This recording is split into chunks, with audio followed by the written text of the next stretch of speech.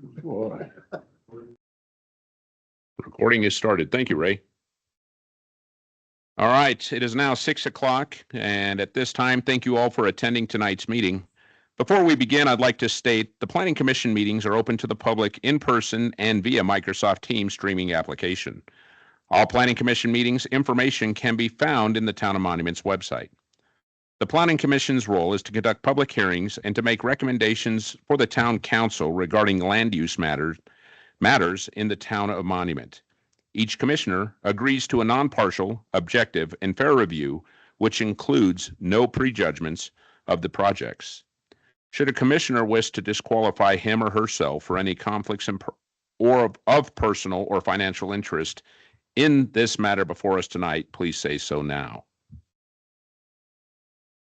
For those attending tonight who wish to provide comment on agenda items, you may speak to the commission during the public comment section of the agenda.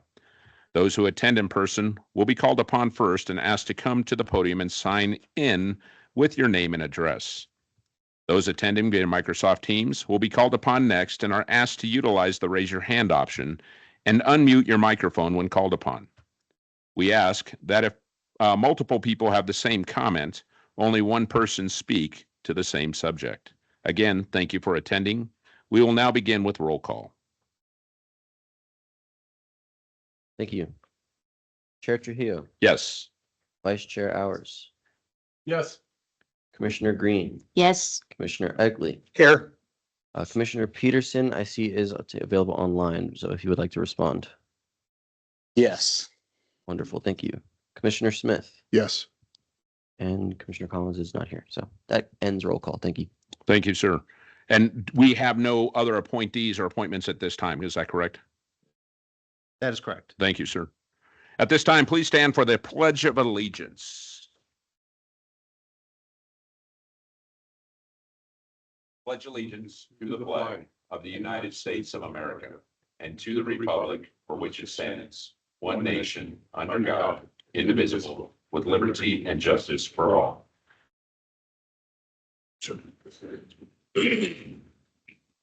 Next agenda item on the table here is approval of the minutes. We have anybody to approve the minutes? I'll make a motion to approve the minutes as presented. Thank you, sir. And I second the approval for the minutes.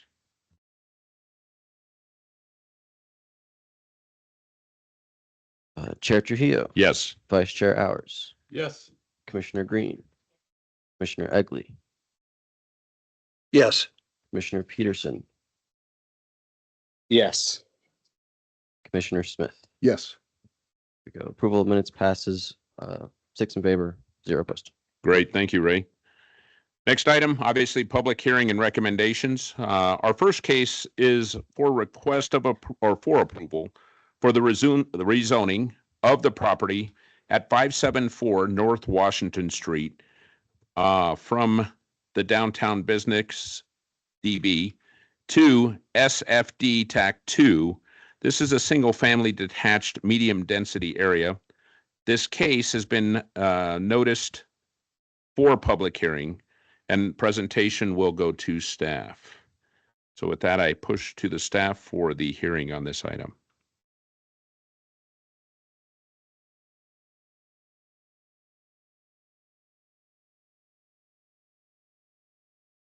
Hello, everyone. Thank you. I will be presenting the rezoning application for 574 North Washington. I'll start with some background. The applicant, Mr. Robert Barish, who unfortunately couldn't be here tonight, is seeking approval to rezone his property at 574 North Washington from downtown business zoning to single-family detached medium density for the purpose of providing safe housing for his disabled son.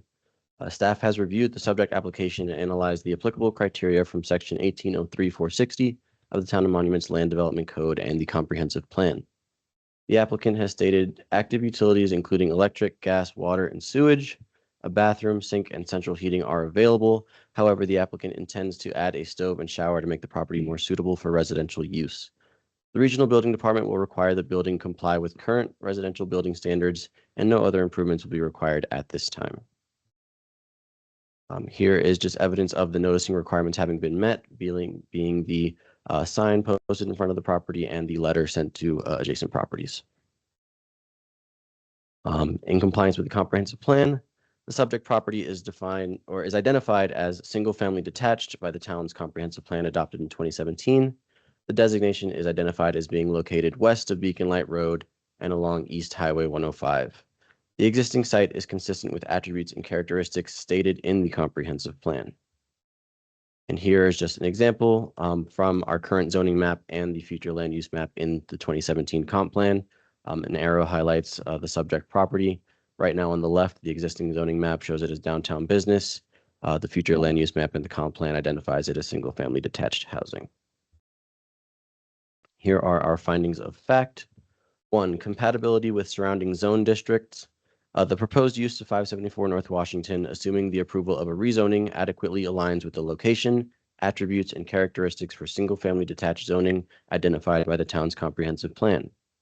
2, traffic generation and road safety. The property at 574 North Washington, as it exists, adequately provides street access to the site for utility services and has sufficient on-site parking to serve as a single-family home. Traffic is not anticipated to increase disproportionately with the addition of a single home. 3, adjacent land. The proposing rezoning shall allow the property to become consistent with the surrounding neighborhood. Continued. Number 4, comprehensive plan. The downtown business zoning at 574 North Washington is currently inconsistent with the comprehensive plan's future land use map, and rezoning 574 North Washington would make the zoning consistent with the comp plan and surrounding neighborhood. 5, zoning classification. The existing zoning classification is not currently being identified as an error. Number 6, infrastructure and utilities. The existing property at this location currently has an adequate access to infrastructure and utilities. The recommended action is a motion to recommend approval of the applicant's request to rezone the property at 574 North Washington Street from downtown business to single-family detached medium-density district, subject to the finding of fact provided in the staff report. Thank you. Thank you, Ray. At this time, that's everything that we have on the package at this point. Is that correct? Yes, that's correct. All right. At this time, we're going to go ahead and open public hearing at this time after the presentation. Obviously, do we have anybody in the public here for any comments? Sort of, no. And at this time, Ray, if we have any individuals that are online for us. Thank you. If anyone online wants to make a comment, please raise your hand and or mark it in the chat for me. I'll give that a minute.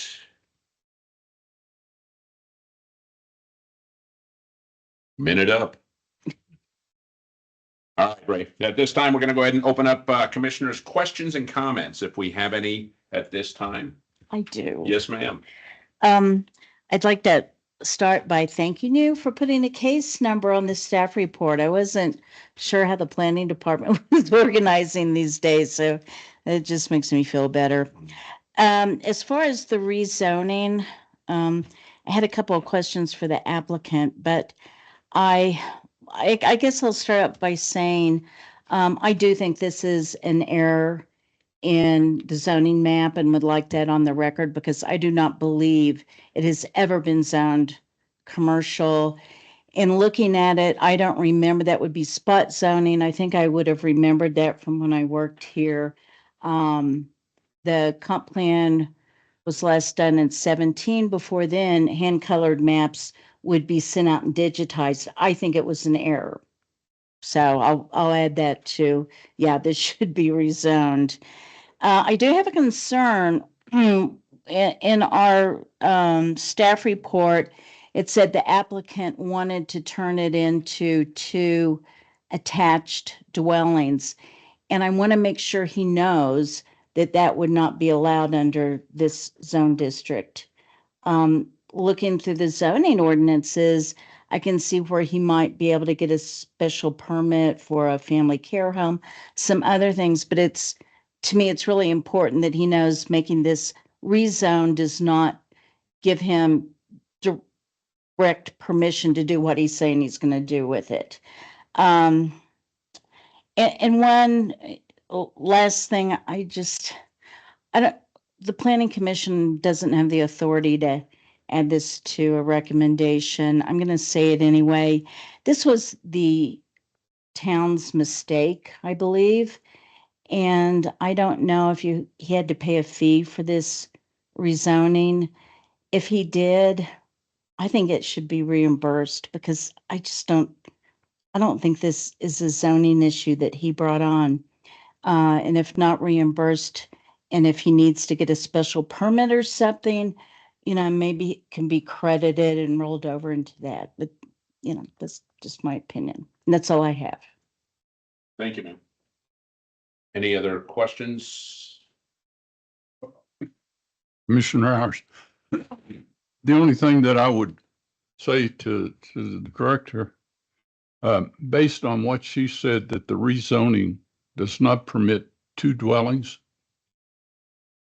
If that is correct, That's good. It does, attached single family is not permitted at right in this district. and a special request hasn't been made.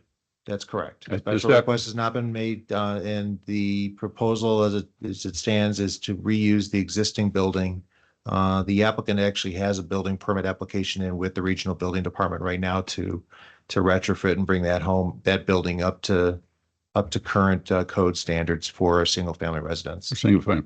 So if we were to approve this at this point, and he would want the second residence there, which he's indicated at this point he wanted to do, correct?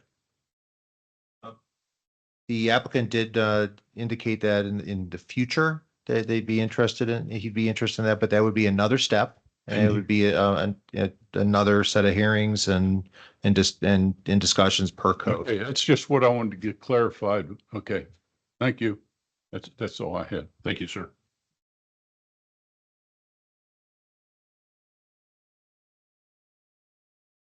All right, at this time, motion to vote. Do we have a motion to vote on item number?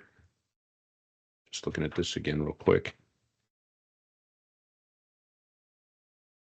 Do we have a motion to vote at this time on this item? Commissioner Smith, I'd make a motion to recommend approval of the applicant's request to rezone the property at 574 North Washington Street from downtown business to single-family detached, medium-density district, subject to the findings of fact provided in the staff report. Second, Thank you. Chair Trujillo, Yes. Vice Chair Hours, yes. Commissioner Green, Yes. Commissioner Egley, Yes. Commissioner Peterson. Yes. Thank you. Commissioner Smith. Yes. Thank you. That concludes. The motion passes 6 in favor, 0 opposed. Thank you, Ray. Next item. The next case is to request for approval for the preliminary and final plat for Jackson Creek North, PMD filing number 1. This case has been noticed for a public hearing, and with that, I push back to staff.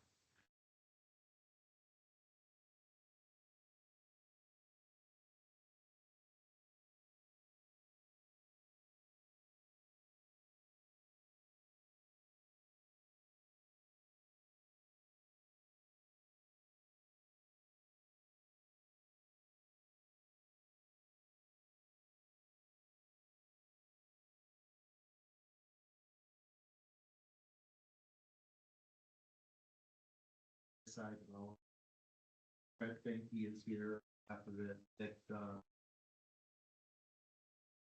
property, there may be others online. They also represent the property. This property is at the southwest corner of Higby Road. At the southwest corner of Higby Road, and Grove Street property. Grove Street Road, and so there's an exhibit in the staff report, that shows its location. Specifically, what they're doing is requesting that the property be We platted, for future sale, for development, dedication of additional right of way along Higby Road to accommodate the Higby Road improvements that are, have begun. Dedication of tracks for open space, utility and drainage, to the Tri-D Metropolitan District and public utilities and around the perimeter of the property.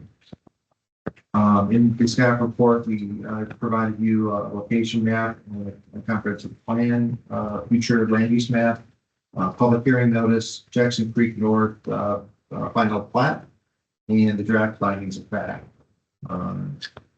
Here are the affidavits indicating that this has been noticed for public hearing. Please note, so this was similar in the previous case, we're no longer posting this in the newspaper. County Council approved an ordinance replacing putting a notice in the newspaper. We actually post it now online and in the front of town hall.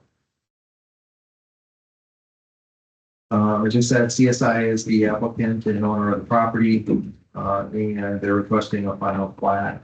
The subject property is an unplatted parcel located within the Regional Park Overlay Zone District.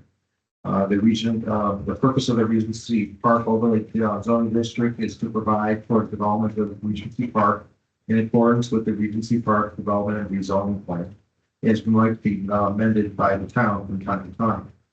No rezoning of the property has been requested this evening. A PUD will not be required under the Regency Park Overlay District. The subject property, that would be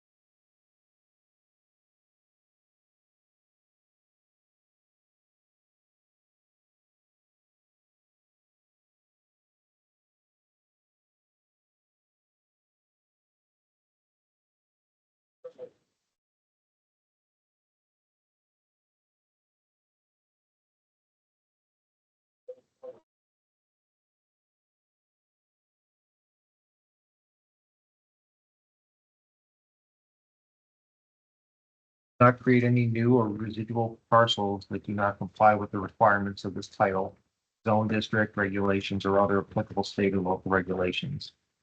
Does not require public infrastructure to be constructed in association with subdivision. Does not require an exception or variance from any requirement of this title, and is not located wholly or substantially in a flood hazard area. Please note that this plat, this property actually complies with these first 6 items. I highlight to you that the parcel was, the last condition was that the parcel was lawfully created at a time the existing property description was recorded. And that's where that's what picks this this plat that we're reviewing tonight to this next category of major subdivision, is that it was unplatted. That's the only reason we're going through the extra steps. New subdivision, major subdivisions, including new subdivision, re-subdivision, and condominium conversion, are considered major subdivisions. A subdivision shall be classified as major and governed by the section when the application proposes to create 5 or more new lots. And I continue reading this. This doesn't do that.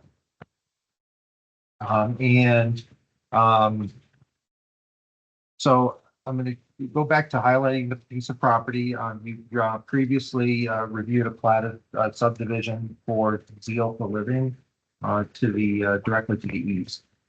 This piece of property, again, is a vacant vacant piece of property that's zoned RPTMD, Planned Unit Development, Planned Multi-Use Development District.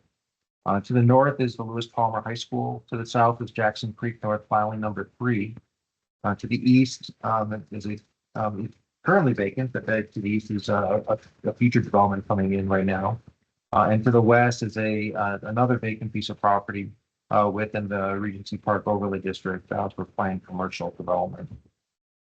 The future land use map indicates that this property is designated for mixed use and parks, trails, and open space. The final plat that's before you tonight complies with the Plat Act for the state and all standards under our Chapter 18 of our Development Code. But I wanted to just to show you the different parts of that plat. They're dedicating about a half an acre for public right of way along Digby Road. Lot 1 is a 17.83 acre piece of property. And then there's tract A and tract B designated for open space and stormwater management. One being just about 4.4 acres and the other being just under 3 acres. Utility easements and drainage easements are also being dedicated in this plat.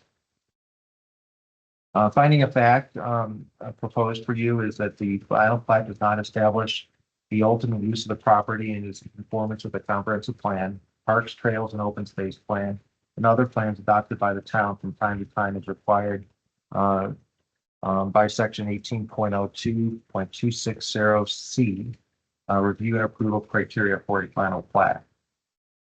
Compatibility with adjacent properties. While this is a vacant and undeveloped property, it poses no conflict at this time. The proposed final plat does not affect compatibility with adjacent properties as required by that same section that I mentioned before.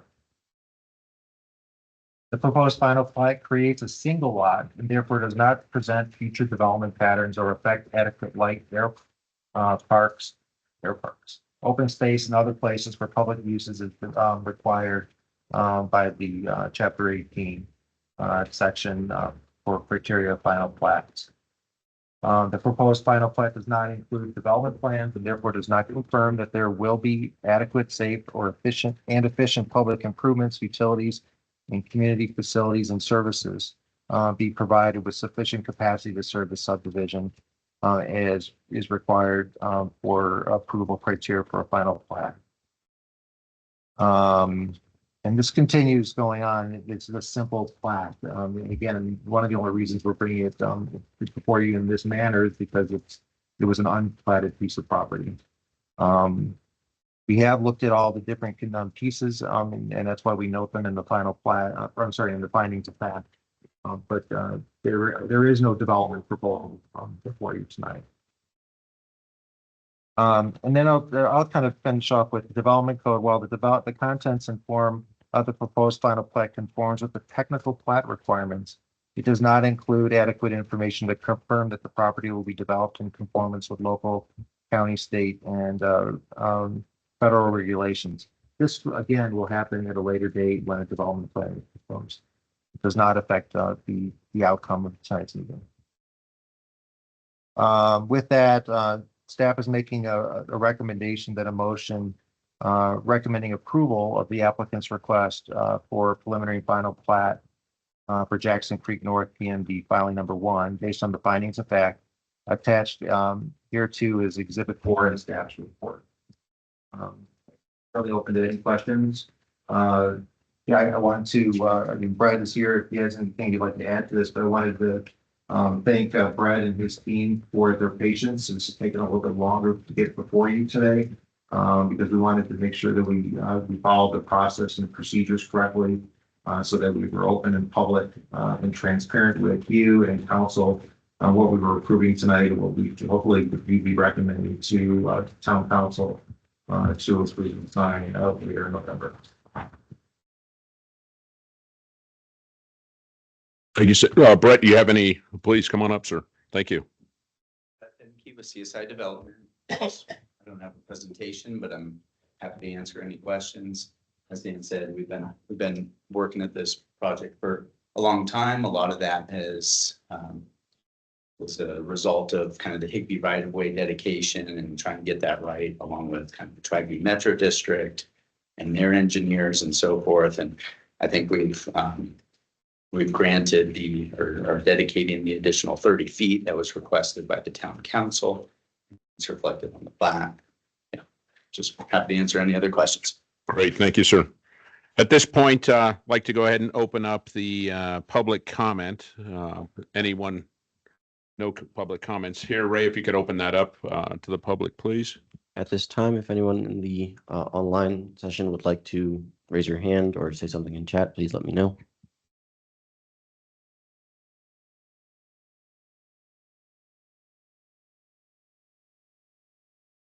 Thank you, Ray. This time, go ahead and close public comments, and we're going to go ahead and open it up for commissioners' questions and comments at this time. And I heed to Commissioner Green. Thank you. So this previously was not subdivided, this parcel. That's correct. It's unplatted. Okay, which is a goof up, right? I mean, it's kind of illegal to have unsubdivided property within a municipality, but it happens.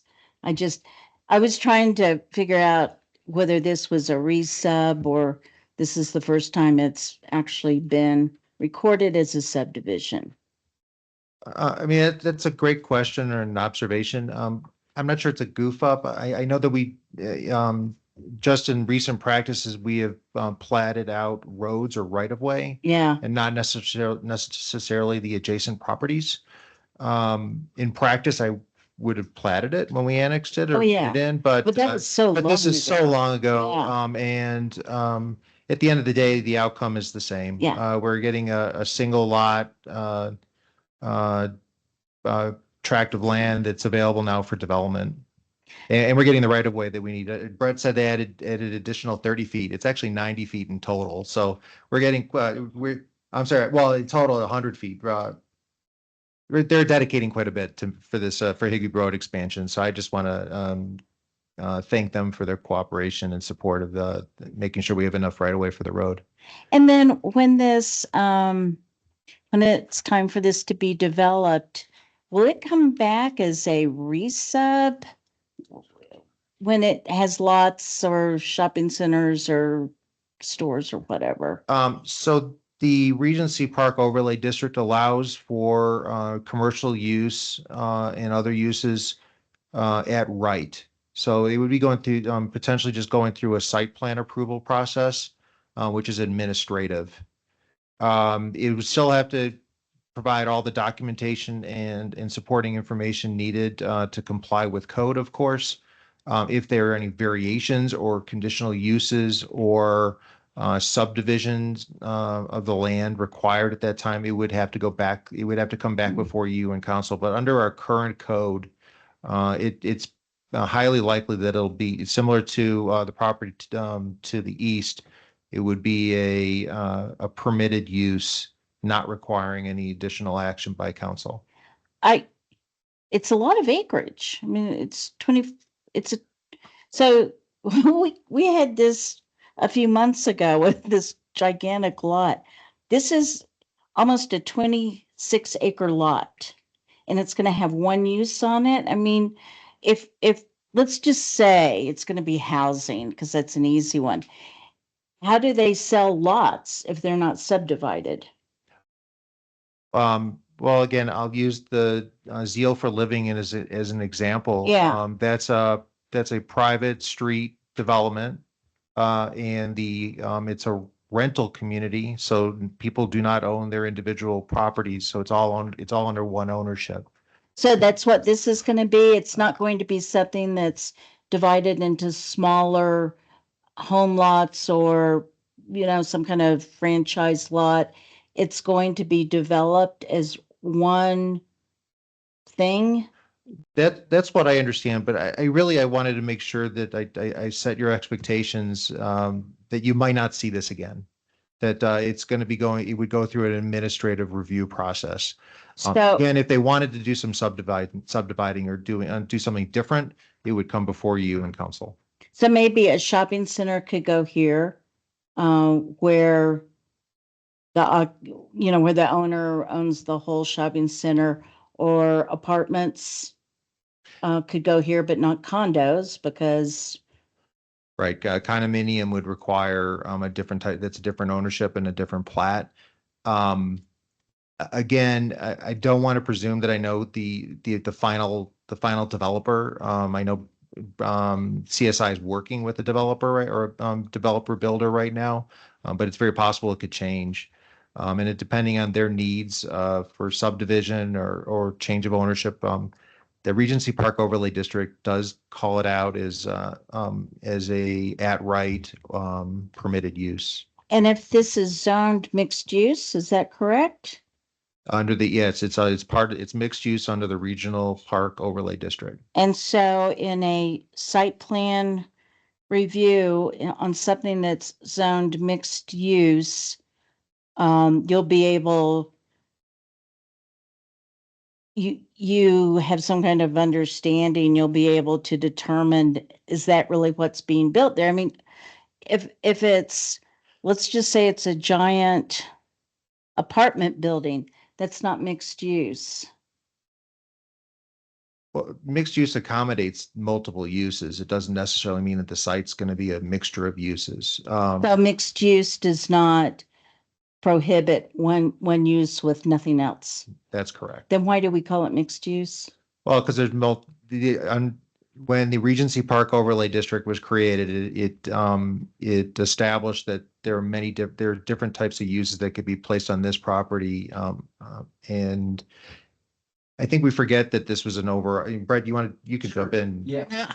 I was here when it happened. Just to Yeah. clear up one thing, the Regency Park, the zoning is PMD, planned Yeah. multi-use development. Multi-use. So it allows for a variety of uses from commercial, industrial, and residential uses. Right. And there are specific requirements within the PMD for setbacks, height restrictions, all those sort of things. And so as long as it just has to comply with all of those in order to meet as a site plan Mhm. that's approved administratively. So, The mixed use comes in the comprehensive plan states that And this this area is PMD. mixed use, as well as the parcel to the west of it is mixed use. And so that whole area is some mixed use. is there Or- anything that is not allowed in PMD? Yeah. There are, yeah.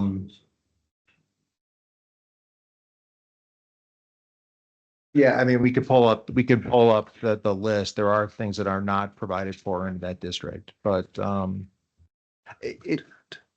Commissioner Green, you're bringing up your questions right now are what actually caused delay of me bringing this back forward to you. It was from giving me an opportunity to get to understand the Regency Park Overlay District and the process. And it's what was granted in the original annexation and creation of the Regency Park Overlay District.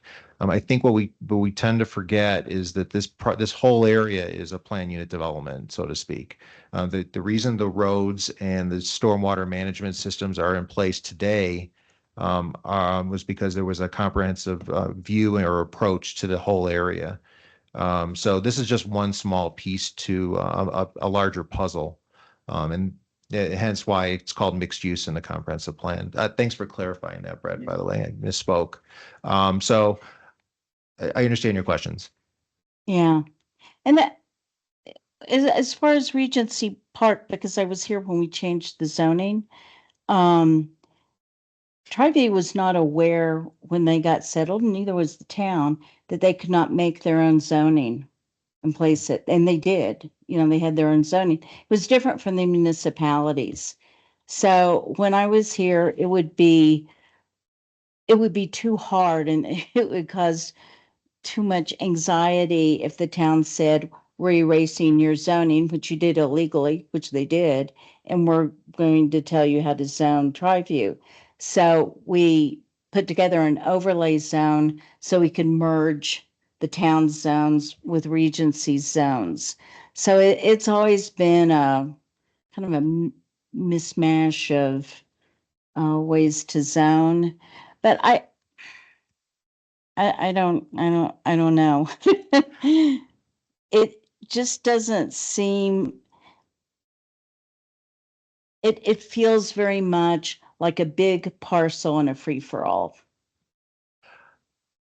Yeah, and again, tonight, what I'm asking or what the petitioner is requesting is that you apply the State Plat Act requirements for the plat itself, and with the understanding that you're not approving or entitling the property to a specific development outside of the overlay district standards.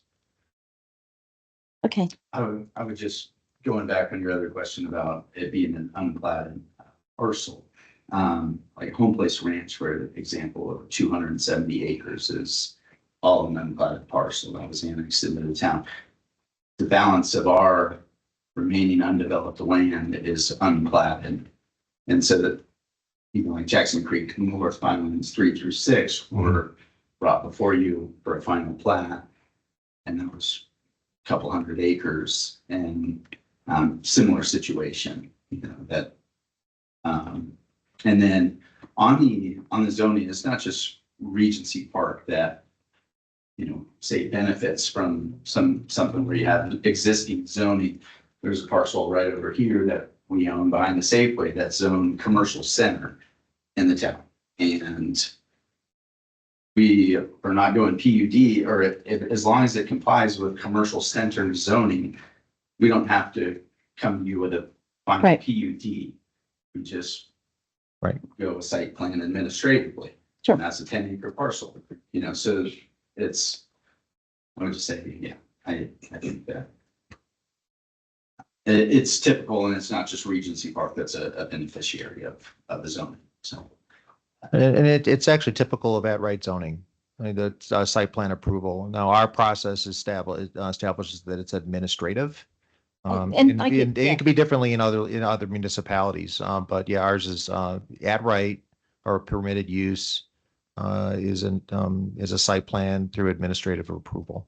and maybe I didn't read enough. I know what you're talking about, but I also know that's, a limited list of uses you can put there. And I think maybe I should put this back on me and say I didn't read carefully enough to understand how many uses they can build here.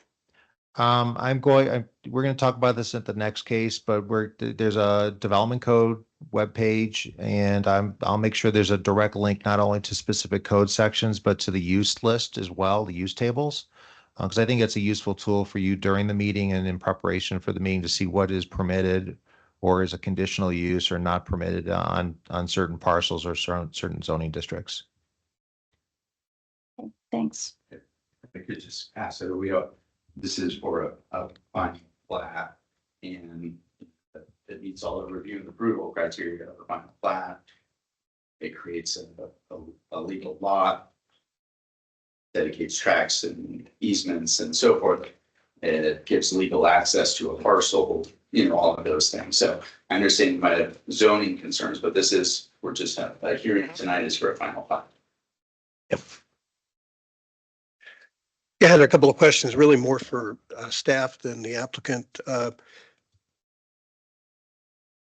Assuming that we approve this and the site plan goes through to administrative review, can you give us some insight on that process that you go through at that point? Not trying to get into too much minutia in terms of how you look at the entire, I don't want to see all the detail, but I really just want to see what your thinking is. For the site plan approval process? That's correct, yes. Well, first of all, the plat's would continue going forward to council for final approval, and then we would record the plat. And that's expected on November 4th, if everything goes well. The site plan approval process is actually separate. There's an application that CSI would submit to us and with their either them or the developer. And that would go through our development review team analysis and review. All of our partners, such as the fire district, still can't get used to that. Fire district, our engineering firm, utilities, the U.S. Air Force Academy will take and others will take a look at that, as well as internal partners here in the town. We would review that for compliance with our development code, building code, stormwater management, environmental, and so on and so forth. And we would work with the developer to make sure that we have compliance with that. Once we have an approved site plan, then we work with them to confirm that their construction documents are in compliance with the approved site plan. And then we can issue a permit. So again, it's not something that would come back to you or council. But we would make sure that it's done in accordance with the codes. And my signature would would be going on it as well as our engineer. Okay. And then regarding the right of way, are we're consistent in terms of this, the 30-foot right of way on Higbee with the Zeal development and other developments that might come in the future. Is that correct? That we definitely are. There's been a lot of conversation. I know just in the last 6 months since I've been here, we've had that conversation with council and with the developer and with TriView to make sure that we have the adequate right of way, if not a little bit more than necessary, to accommodate the improvements that are happening on that road. Okay. All right. Thanks. Thank you, sir. So to kind of continue the discussion about the right of way, has that been deeded to the town as of yet? So the plat of subdivision that's in front of you tonight actually would dedicate that right of way, the additional right of way here. There is which makes the width adequate. The Zeal for Living next door, which is not tonight's case, but I just keep referring to it because you went through this already. We did the same exact dedication in that plat. It's very possible that the additional right of way might be required for the traffic circle that's being placed out there. But the design of the traffic circle and other parts are still underway. So it's very possible we might be coming back to you for that, or there might be a deed to associated with dedicating that additional right of way later. But it's been consistent and complies with what town council requested. So that kind of segues me into my next question, because this map, this drawing that we're looking at, does not indicate where the roundabout is, which was presented by TriView and I believe already approved by the council. The traffic circle and concept is part of the improvement plan for Higbee Road. I've seen the draft that's being the draft construction documents for that, which is under review and still under development by TriView's group and by our engineer. So until that's finalized, I wouldn't want to promise that we're done. So I just want to make sure that we're clear that additional right of way may be required and additional discussion with the property owners might be required. But that's not part of tonight's case. That would be a definite concern on my part, is that this is a final plat and we would have to go back and get the right of way. And we're going to talk about this next. It's a plat of subdivision. I want to get away from the final versus that kind of conversation. It's a plat of subdivision that's creating a single parcel, dedicating right of way, dedicating easements, and so on, based on what we know today. Okay.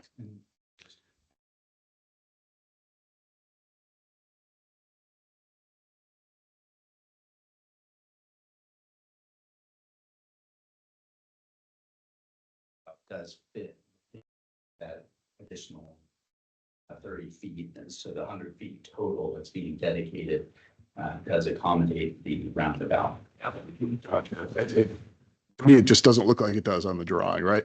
And just for the knowledge of the rest of the commission, to the north of Higbee, that's all county road. There's no room to get any more right away if they needed it on that side. It would have to come from this parcel.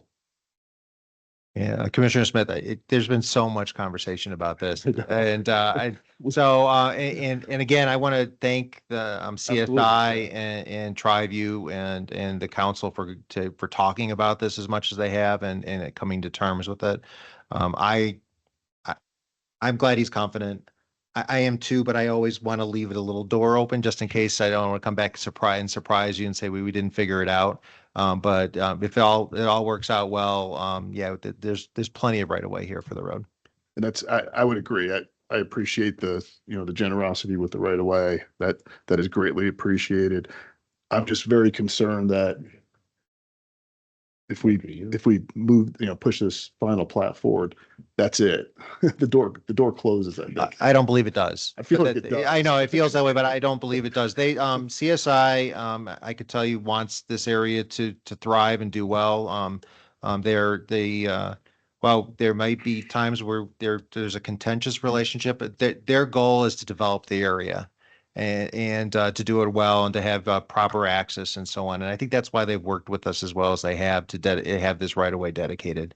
So I understand your concern, but I feel better about it than I guess most. Thank you. Commissioner Rowers. Okay, I have a question. This particular plat and the overlay permits 63 different types of items to be placed, 6 conditional, 4 accessory, and 1 temporary. Now, am I to understand that can be no exception to that by the council? By you and the council? In other words, no matter which one of those 74 different uses, they can put them in. All we got to do is get them approved. So you just described the entire zoning ordinance. Yes, so Well, the zoning ordinance establishes expectations for the community and the property owners of what they can and cannot do for the property. Permitted uses are things that can be done at right, subject to bulk standard setbacks and lot coverage and other standards that are outlined in the code. So I guess in short, yes, if it's a use that's listed as a permitted use, no additional hearings are required. It doesn't require a conditional use hearing. If they're asking for something that's too big or too wide or too close, then there'd be a variation requirement or variation request, and they would come back before you and express whether if they have a hardship or not, and then you ultimately would have to make the determination and recommendation to council whether or not it's deemed necessary or something you should approve. And that's across the board. That's everywhere in town. That's not just on this property. But their standards do allow those uses. We will, staff and the development review team will review whatever is proposed to make sure that it complies with the zoning or the land development code. Okay, I guess I gotta come back to you. Because I know Regency overlay and the rest of the community has different criteria. Okay. So again, I'm asking, there are 74 different uses. Can no conditions be put to not permit any of those uses? That's my question. Under the current, we have to follow the current code. If the town decides to review that code and make changes to it, subject to other previous agreements and arrangements, it can do so. But it's pretty deep and solid. And you have a Regency Park overlay district that calls out a list of uses that can go on this property in the PMD district. So I understand the jaw-dropping surprise of all of it, but it is the code, and we need to follow the code until the code is either changed or if it ever is considered to be changed. So yes, they do have the ability to come in under the code and provide any of those types of uses in that zoning district, subject to other design standards. Subject to, okay. Now, The code. okay, again, I'm pretty thick-headed, so that's why I keep asking questions. So again, to answer my question directly, we cannot put any conditions on removal of any of those permitted uses. No, you cannot. And tonight you're reviewing the plat. That you're looking at a final plat to make sure that it complies with plat standards and so on. Yeah. So that you're not even being asked that question tonight about uses or zoning. Well, except my point here is, once we approve, if, for the purpose of this conversation, if we approve the plat, then you can put no conditions on those uses, because the approval would say all 74 of those uses are permitted. So my point is, could we put conditions to the council for removal of selected uses? Well, I'm not going to tell you you can or cannot do, you can do whatever you want in your recommendations, but I'm telling, you're not being asked that tonight. You're being asked whether the plat meets the plat requirements, and and it does. But I think we are being asked that, because Okay. approval of the plat, in fact, says we have no issue with any of the uses.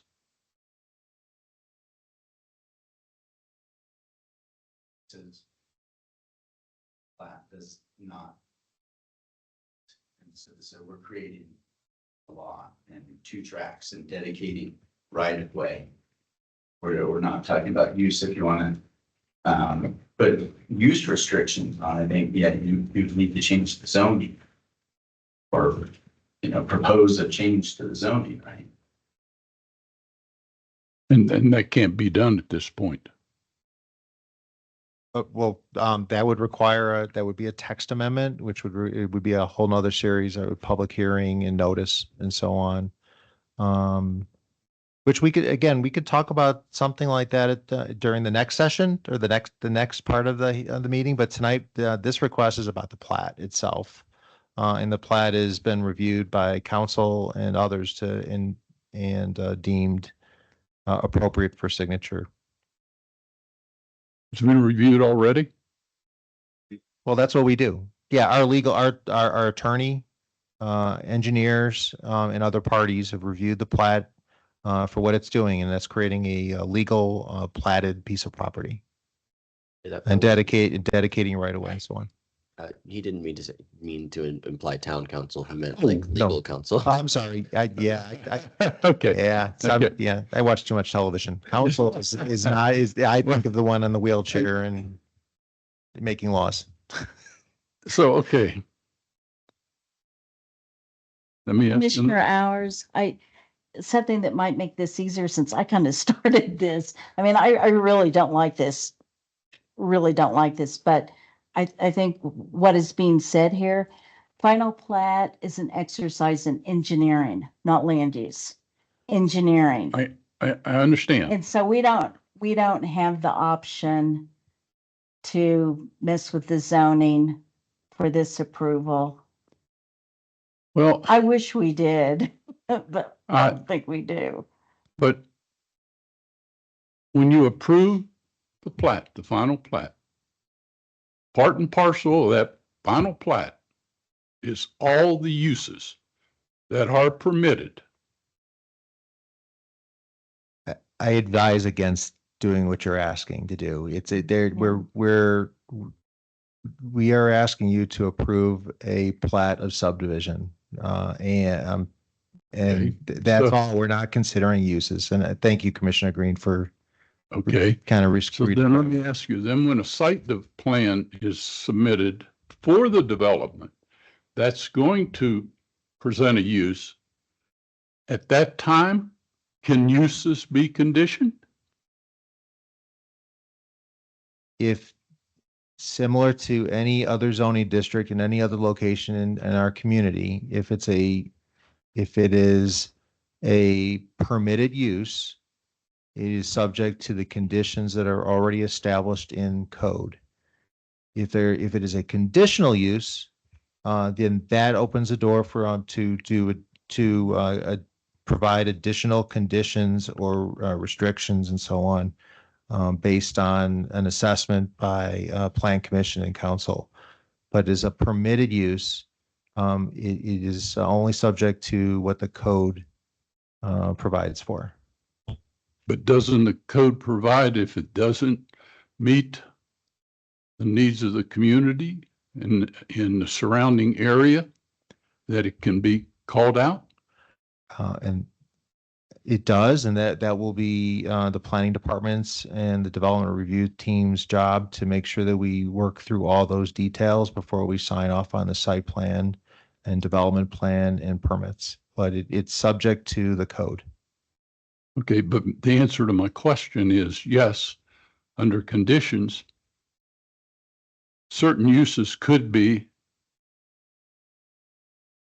conditioned out for the for the council to consider for approval. If they're permitted uses and they comply with the setback standards, landscape standards, all the standards that are outlined in the code, it's a permitted use. There's no additional opportunity to put conditions on the project that's being proposed, because we've deemed in our code that if you meet the following conditions and you have one or two of the following uses in the list, that you don't have to go through additional processes. You don't have to, you need to follow the code. I cannot create I walk the fine line every day when I work with a developer, but I can't turn around and tell them I don't like it just for the sake of not liking it. I have to follow the code. I understand that. But as it says in our package, that this is a major subdivision, requires a 3-step process. Now, I understand what you wrote in there about this not being there and this in the site plan. But again, I'm saying when it comes time to the site plan, and based on a total review of all the codes, all the ordinances, and if it were a major review for a major subdivision for the 3-step process, you would then look at, I'm going to speak specifically just for the purpose of this conversation. Say they come in and want a series of apartments.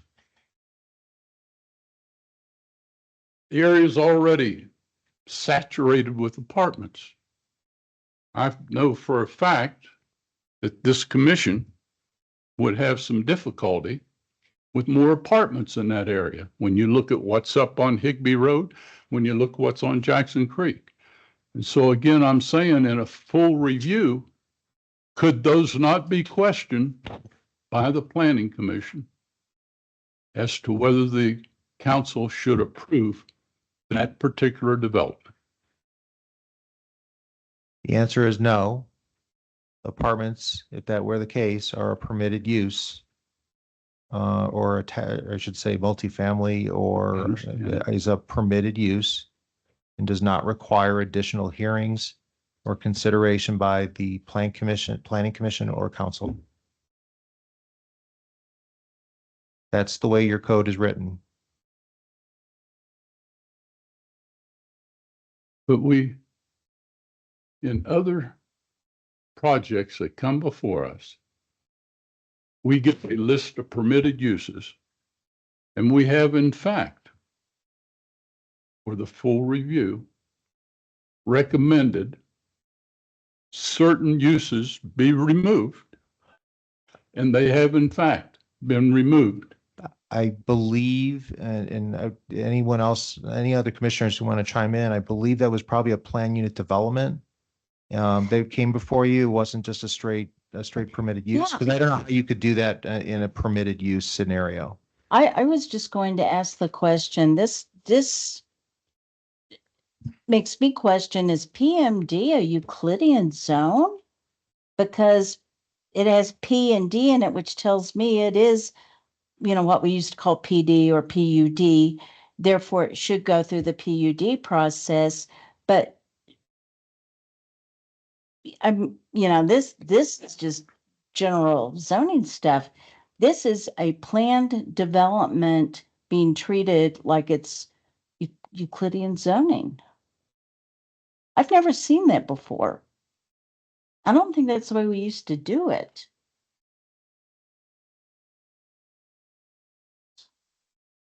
Regency Park, they're planning PCD, planning commercial. Right. PER 10, planned residential development, the 10 units per acre. You have all these various acronyms and zoning types. PMD is planned multi-use development, and Right. it allows a list of items, just as PCD allows a long list of items. They're treated like PD plans, therefore they went through a sketch plan, conceptual plan. They weren't treated like Even a, if a rezoning was requested, like with the Village of Jackson Creek, or a rezone was requested with Jackson Creek North subdivisions, filing 3 through 6, those were treated as straight zoning. And we brought a final plat, 4 final plats, 3, 4, 5, and 6, and then the site plans were approved administratively. hmm. Sounds like something that needs to be cleaned up to me.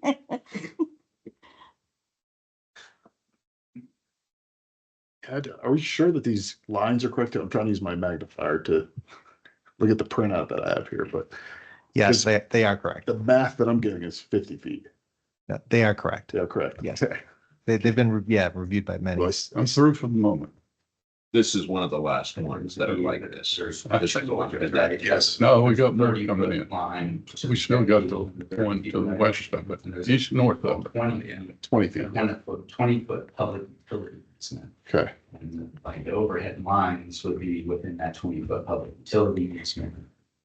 They would be put underground. Sure. in that. So yes, 50 foot. Table of Between the 30 foot right of way and easement. And how do we get to 100 feet again? The existing Including the existing road. right of way is 70 It's feet. pretty 70. So So 70 and 30. again, I hate to beat a dead horse. But my real issue is with that, with the right of way and with the point there at the southwest corner of Higbee and Bowstring. So like we talked about quite a bit, this is a final plat. And once this parcel is platted, you guys are free to sell this property.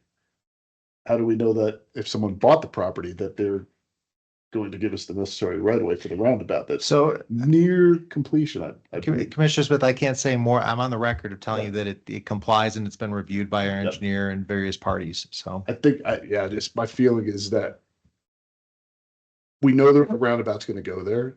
That should be dedicated as part of this plat. And that's just my feeling on that. Because, If I could. just Sure, add, sure. because as I said, we worked very closely with Kimley Horn, and the two, our engineers have overlaid the 95% design set from, for Higbee Road onto this, and this does accommodate the roundabout that's being proposed. I can show you, there's a little sliver adjacent to Bowstring that looks like kind of a triangular piece. That is additional right-of-way dedication along Bowstring to accommodate the right turn lane coming out of that roundabout. got it. Anything else this time? What you got to say? All right, so if we can go back up to that display real quick, we don't have it over here. You lost it.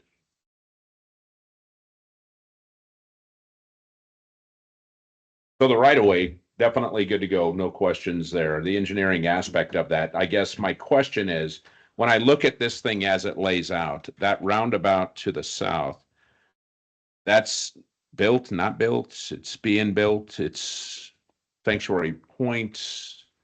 Is that the connector on that or no? That is, Bowstring Road is complete, that roundabout is in, yeah, that roadway all exists.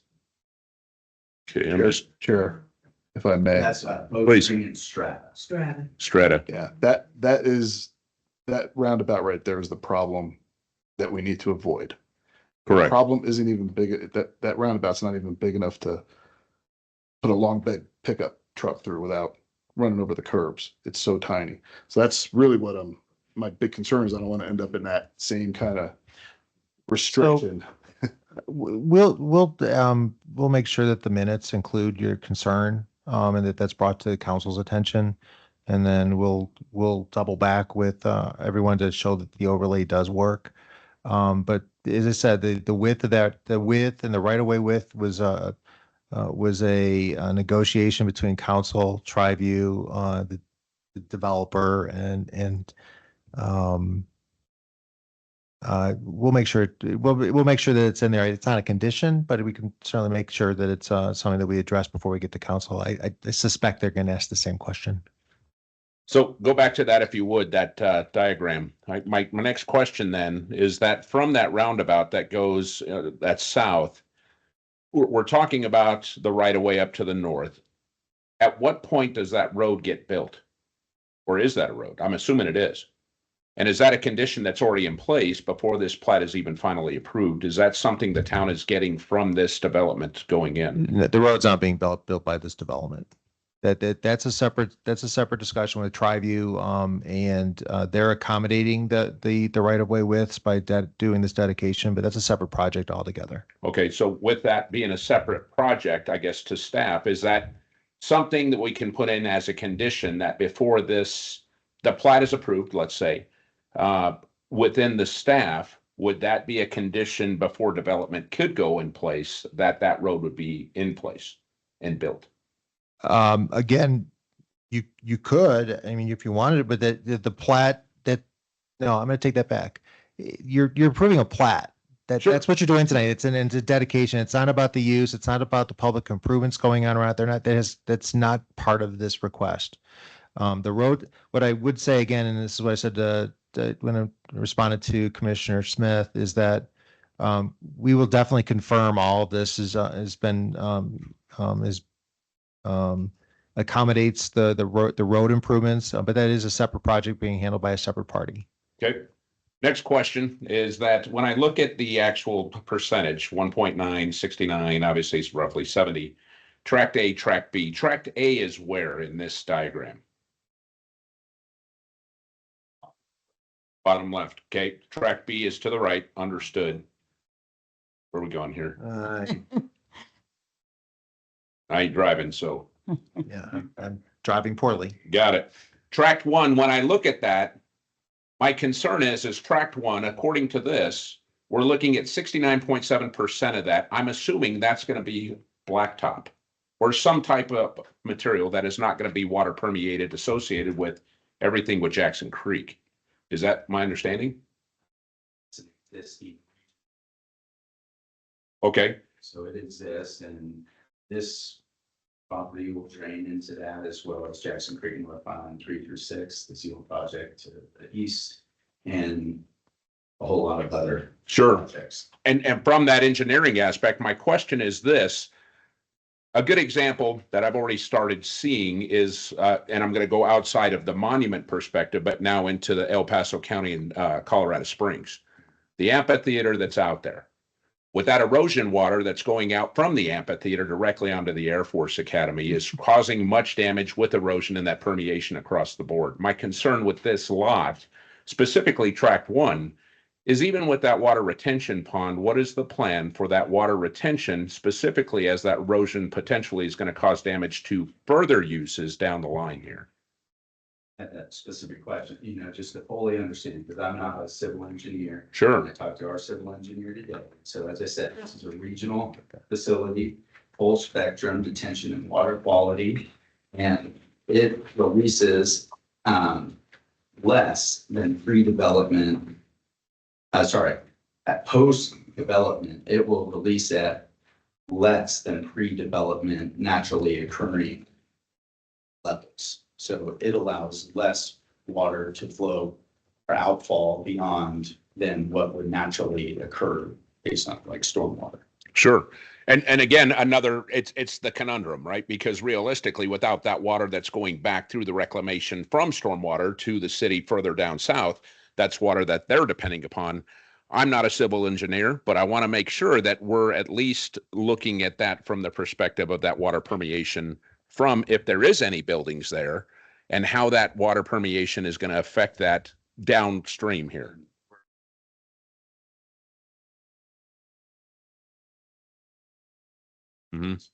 Mouse habitat And we have a sort of restriction over that and certain things that we have to abide by. And we follow those very strictly to not, compete on them. So just, yes, we're very cautious. And Mr. Chair, that's something we'll be looking at as well during the development review process. Correct. And again, just for the record, I want to make sure that right now, again, as everything is Commissioner Hours, Commissioner Green, we're looking at things that we're approving an engineer aspect. So utilizing those aspects of understanding the planning division is going to be looking at those specifically. But I think what truly is giving that to the planners to say, hey, it's approved. You're right. Can they put apartment buildings? Yes. But more so the education of the public to let them know, hey, these are things that should be looked at, from water permeation to how that offspring of water is going to affect everything down south, the retainment, the stormwater versus gray water versus black water. I mean, those are all factors that we, as a headwater here in Monument, we're looking only here. What are the residuals going on down south? So I just wanted to get that to the record across the board. I understand what our roles and responsibilities are as far as a final plat. Got it.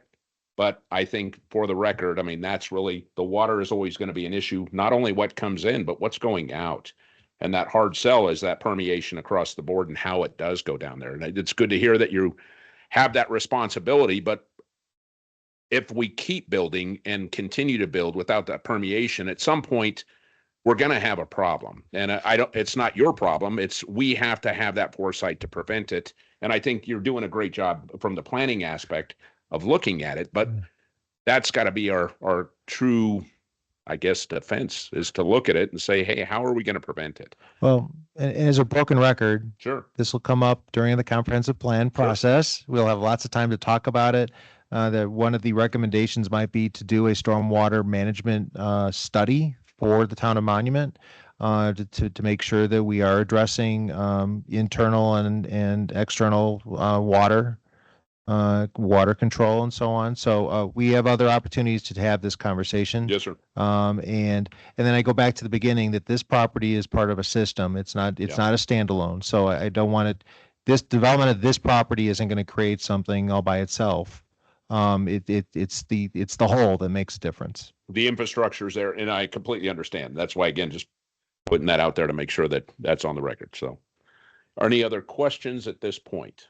I have a question. Sure. Commissioner Hours.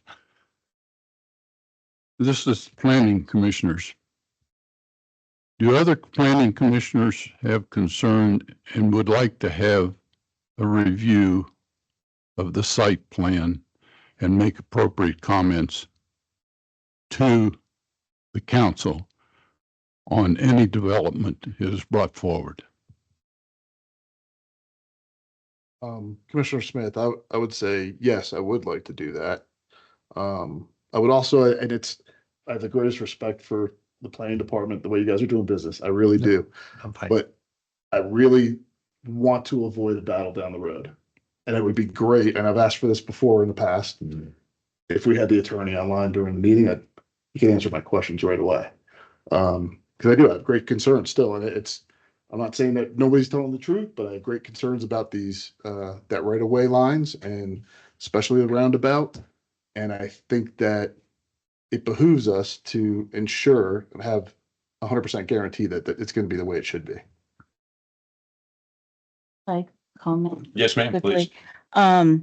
I would not like to see site plans. I think that would be a nightmare. What I would like to see, site plan review was never meant to be contentious or complicated. Therefore, it was just, busy work for us to have to look at them. The problem here to me is not that we don't see the site plan. The problem here is that this is just ugly, messy zoning, and it just needs to be cleaned up. That is the way this will take care of everything. And it's not going to happen with this plat.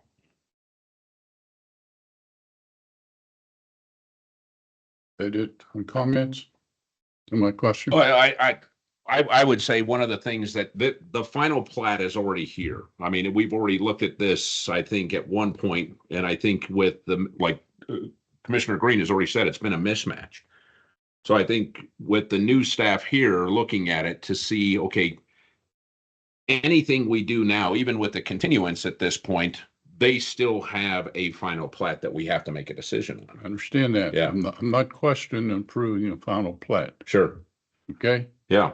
I'm questioning, does anybody would like to be more privy to the next development and make appropriate comments to the council? In this case, No, future development of this plat. before the final plat. No. Okay. And that's why I'm making sure I understand what direction. you're Okay, I'm looking at. gonna make a recommendation Okay. for the council, for the commission to consider. If I'm off base, that gentleman over there will straighten me out real fast, okay? With all due respect to the landowner and our director of planning and to the applicant, the Planning Commission makes the following recommendation for the final plat at Jackson Creek North PMD filing number 1, based on if a final plat is approved without any conditions, the staff report points out that for any proposed future development, the landowner will have the right, subject to the approval of the site plan, to sell and make application to develop the property for 74 possible uses. It is a major subdivision requiring a 3-phase review. Future development will require a site plan. The site plan for the property may be eligible for administrative review and approval by the planning department. And I would note, may means possibly, ask or given permission. I also note that as a result of the future development would be approved by the director and go directly to the council without any further comments, concerns, or conditions for the Planning Commission as recommended by the comprehensive plan or a development application or request, in this case, a site plan. That does not substantially conform to the comprehensive plan, and the draft findings of fact points out with a vacant, undeveloped property poses no conflict. The proposed final plat does not substantially meet the requirements of the comprehensive plan. Therefore, the Planning Commission should be included in the review of any future site for the development of the plat. Now, that's my support for the recommendation I'm about to make. The town of Martin recommend approval of the final plat for Jackson Creek North PMD filing number 1 with the following recommendation. The Town of Monument Council authorize the inclusion of the Planning Commission in the site plan review process, ordinance 18.01.220 for any site plan submitted for future development of a final plat.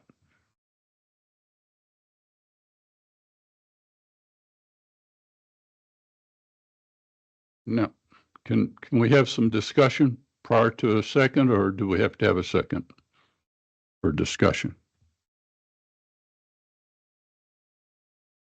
So, Commissioner Hours, that's your motion with essentially a condition. The motion is approval of the final plat for Jackson Creek North PMD filing number 1 with the recommendation the Town of Monument Council authorize the inclusion of the Planning Commission in the site plan review process, ordinance 18.01.220 for any site plan submitted for future development of the final plat.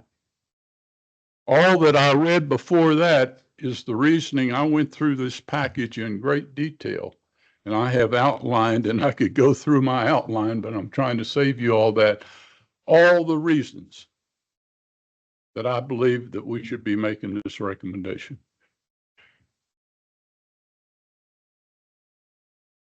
My only question is that, I mean, without the lawyer, can we make that recommendation?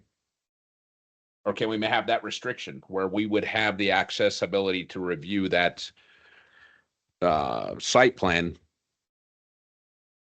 as a planning commission vice just the planning committee? Okay, so if I may, Sir, I understand the motivation and the desire to review the site plan and the land use proposed for the site. However, the development code, the land development code already establishes that the list of uses. It's already given the property owner expectations of what they can and cannot do on the property. The standards that you mentioned in your preamble to that motion are standards that are already in the code. They're already established. Compliance with the comprehensive plan, the ability to make sure our conformance with health, safety, and air and light standards. Those are all actually in there, and those are all considered during the development or during the site plan review process. What's not given to you in council is the ability to have a second bite at the apple, because it is a permitted use.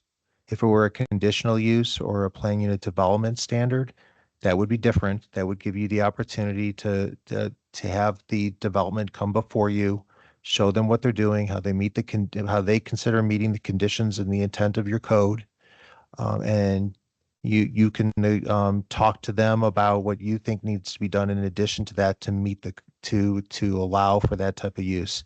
The development code here today, and we're talking about a development that doesn't exist yet. So, but if it's a listed permitted use, you don't have that. It's just not something that's offered to you.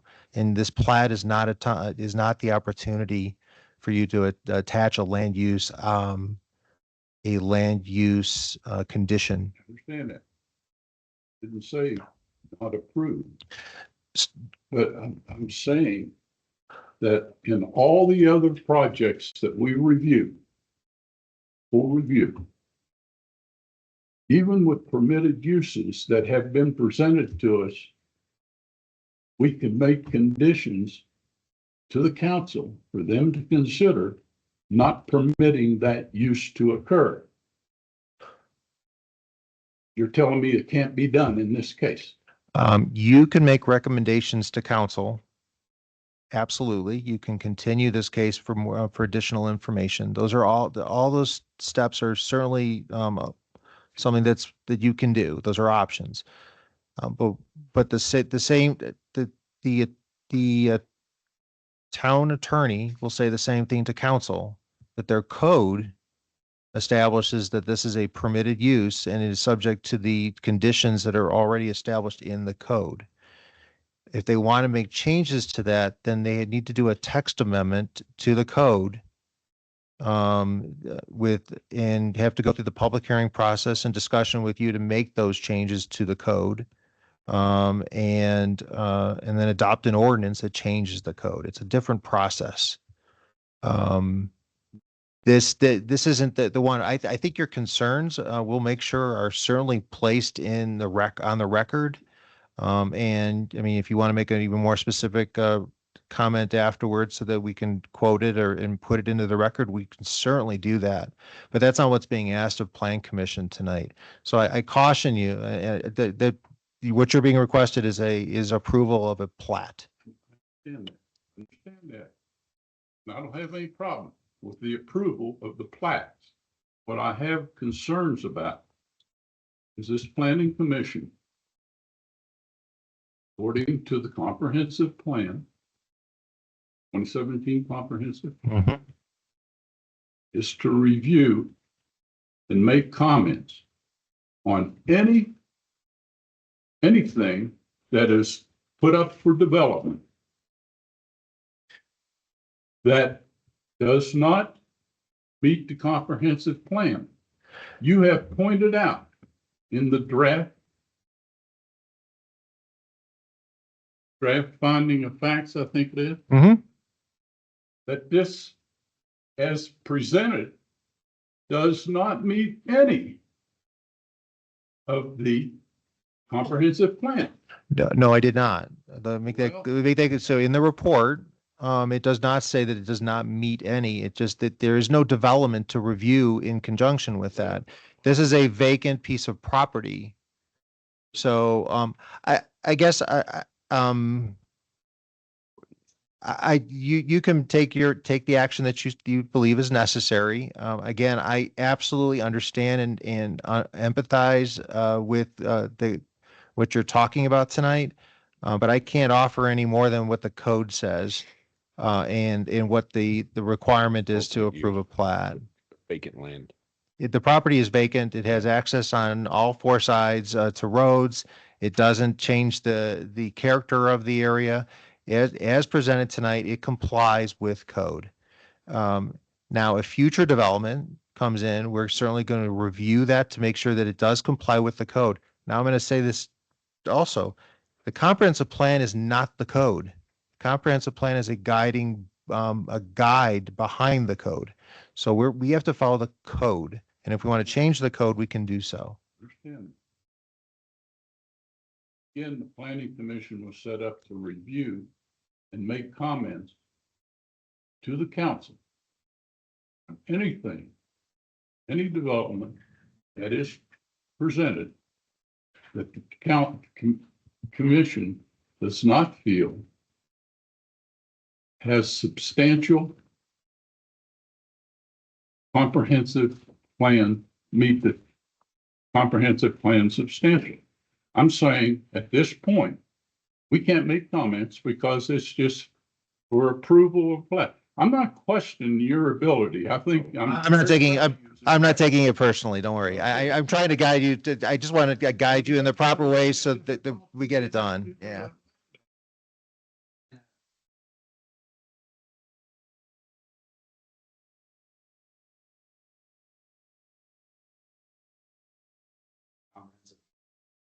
Use. Maybe you would have an issue with it not meeting the comprehensive plan, but zoning aligns with the comprehensive plan. There's dedication for open space. There's, as Dan said, access. There's dedication of additional right of way to meet future demand of Higby Road. So again, it does meet the comprehensive plan. It doesn't meet it in terms of use because the use is unknown. Right. So I'm not questioning approval of the plat. So you have two different. Exactly. You have subdivision and land use. Okay. And this is a subdivision. And all my recommendation is saying is that I believe if the planning commission agrees, we should look, and I agree with your point, but site plans replace sketch plans. And the full review requires sketch plan, which has been waived, PUD, which has been waived, but a site plan, once it comes before, once the project comes before us in a full review, then the slight sketch plan comes in for a development. Okay, the sketch plan is very early on. What? Process. A sketch plan is very early on in the process. I understand. Very different than- I understand that. Been down that road. I'm saying the sketch plan was. But a sketch plan, I didn't see Dan's note on that, but former planning directors have acknowledged the Regency Park Sixth Amended Development Plan as a sketch plan. That is our sketch plan. And so then we have, it shows all the uses, it shows everything. And then now the next step is preliminary and final plat. So here we are, preliminary and final plat. And then it will go to site plan. And I think how this differs is, let's say Monument Junction, for example, was straight zoning, as was Connexus and other projects all along the way. But they came back and they asked for PUD because they didn't have a specific, they either didn't like their allow uses, or they were asking for more, or whatever, they wanted to make a change. They were not asking for a change in the zoning. We are asking to plat the lot. So, Understand? I don't have any problem with the plat. But So if I hear you correctly, Commissioner Hours, your recommendation would be to approve the plat and that you're asking staff and the commission to consider reviewing the code as it's written today to address certain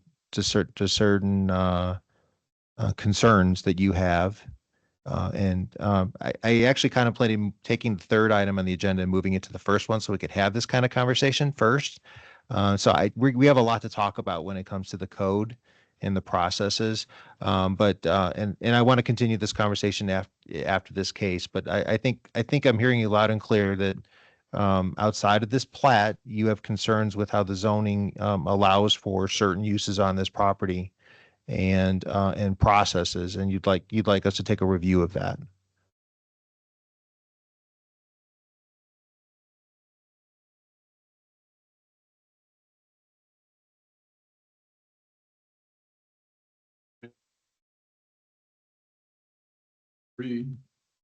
Phase review be done by us of the site plan rather than that just being given to you, so that if any development they bring forward, we have concerns about that may or may not fully fit the code, but when you look at the comprehensive plan, that the council needs to hear, look, this is a permitted use, but here's why we recommend it not be in there because of the surrounding area, all the projects that have been approved by others.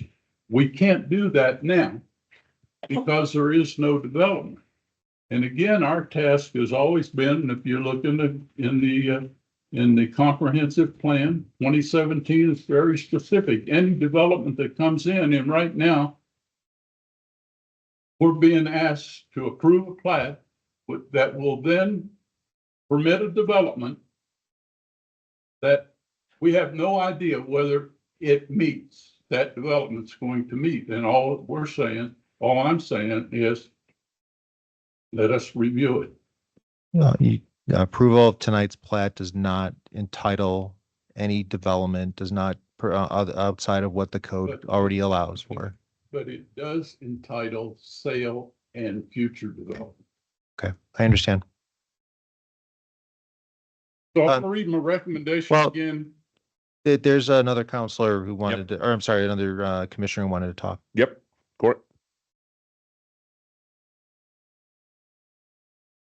Thank you. I just want to make the comment that I think we spent over an hour on this one topic. Everything that's got brought up has nothing to do with what needs to be approved or what's asked to be approved.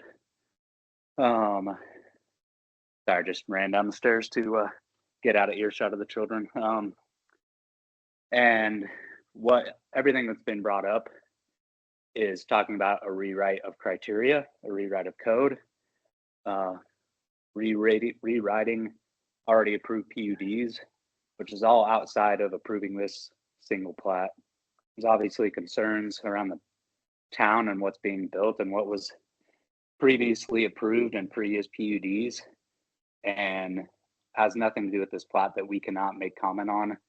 It's obviously a concern I agree with, but we can't say we can not approve this plat because we have disagreements with how the PUD was created however long ago. This could have been settled, 45 minutes ago on these are discrepancies that need to be worked out on a separate working session with town staff, with council, and that's a completely different issue that nothing to do with the applicant or the landowner that we need to work out separately.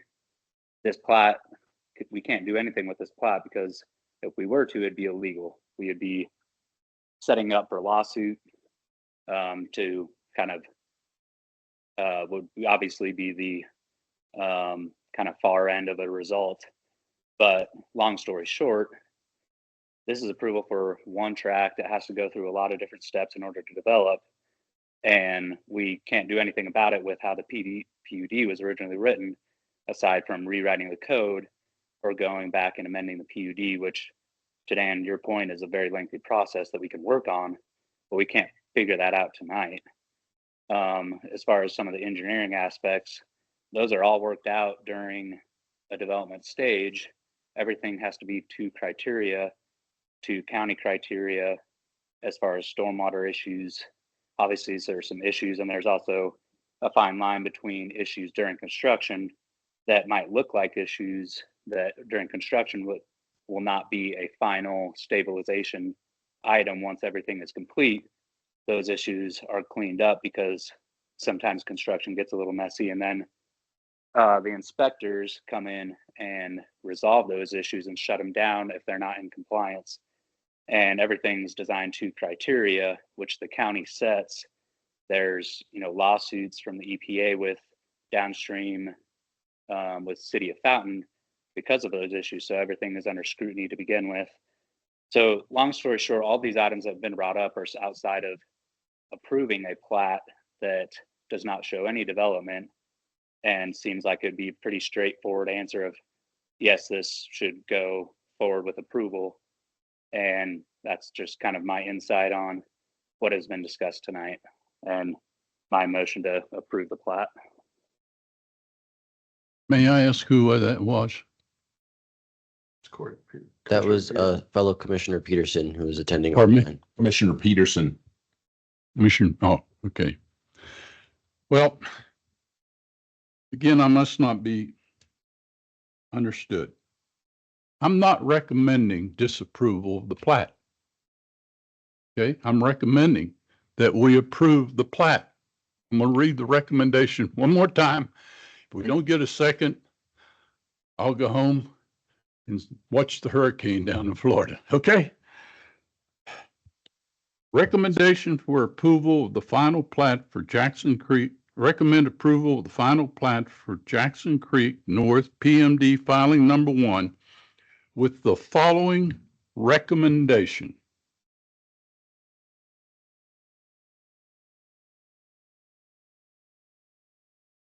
Recommendation, the Town of Monument Council authorize the inclusion of the Planning Commission in the site plan review process, ordinance 18.01.220 for any site plan submitted for future development of the final plat. We beat it to death. If you can't second it, fine. You can't approve it. Understand, because you either don't understand it or you don't agree with it. Do we have a second? There's no seconds. All right, then we don't do anything. Do we have a motion? I have a motion. Yes, sir. I'd like to make a motion to continue this public hearing to the next meeting on 13 November to allow us time to consult or have the attorney present at that time for legal questions. Do we have a second? I'll second that motion. Sir. If I may, when you're continuing, you need to specify specific questions that Yep. you're asking of the attorney, so that when we do come, we're prepared to actually answer those, to provide that additional information. I'd clarify that. So make a motion to continue the public hearing to 13 November to allow time to arrange for the town attorney to be present to respond to questions about the right-of-way issues.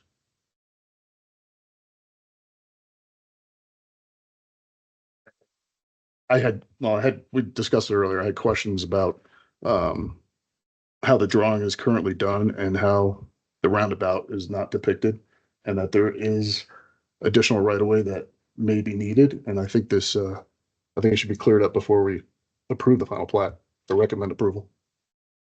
I guess if I could ask, that would be clarified before it goes to council.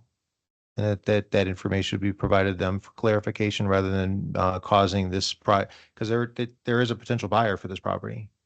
And that makes it all more important, I think. If there is a buyer. You can tell council tell council approves the resolution, nothing goes forward. So it wouldn't be going before council until November 4th. And I can make sure that we have the overlay of the road improvements included with their packet to show that the roundabout and road improvements are within the right of way proposed. I don't think I could vote to approve without that being completed prior. Could you make a condition with that the design meets within the right of way that's proposed to be dedicated? I think our best course of action is to continue it so that we make sure that we have it right before we vote to approve or recommend approval. I think it doesn't really make any difference. This actually gives more time to fix things that they need to be fixed.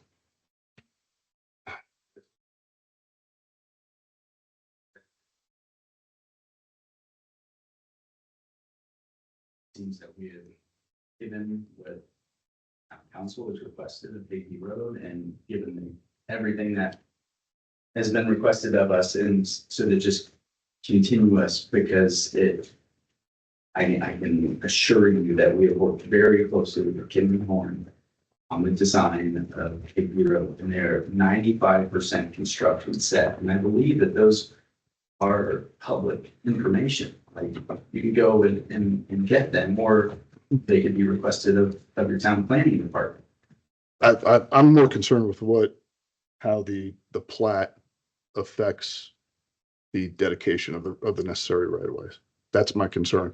And I don't think it's unreasonable to want to get legal advice because I don't think the drawings depict it correctly. So there's a motion and a second. Yep. Clarified the motion. We have a motion. We have a second. Ray? Chair Trujillo, I'm going to say yes. Vice Chair Hours, No, Commissioner Green, Yes.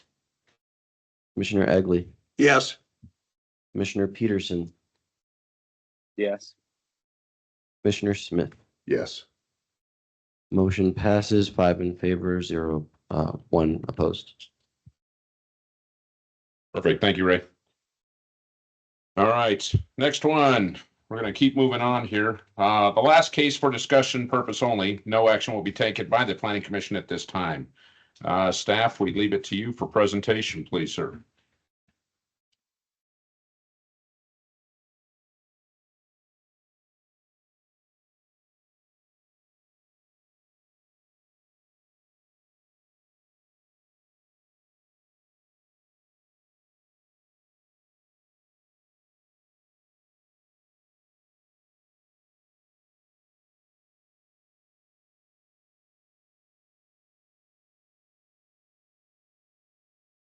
this is the discussion, right?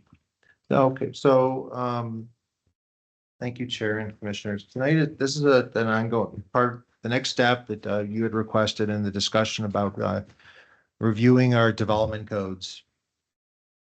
The planning department has put together a list of potential text amendments or sections of the code that we want to take a closer look at. If I could, is the alternate? This is the PowerPoint copy of the PowerPoint presentation I'll be showing you tonight.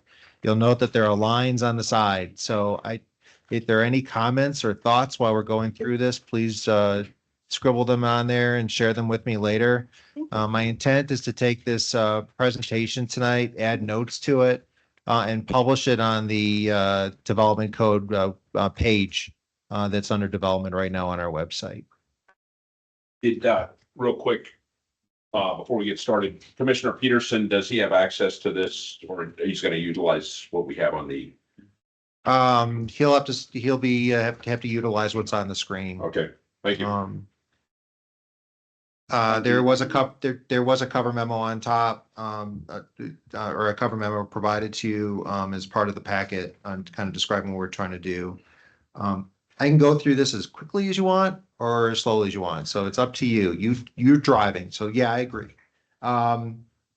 So this kind of goes to what we were talking about a little bit before. To make text amendments, there's a section in our code that shows you what is required to amend the code. It's a public hearing process. You'll note that it still refers to the Board of Trustees. I did that. I wanted to show you that's a text amendment waiting to happen. But a text amendment includes any changes to the development code, any changes to the zoning map. Okay. Topics that we could cover tonight and are listed here on this slide. Duration of approval and vested rights, duration of development review application, permit required for temporary signs and banners. Currently, if you have it up for a short period of time, we don't have a permit to issue for that, and therefore we have no way to track the temporary sign.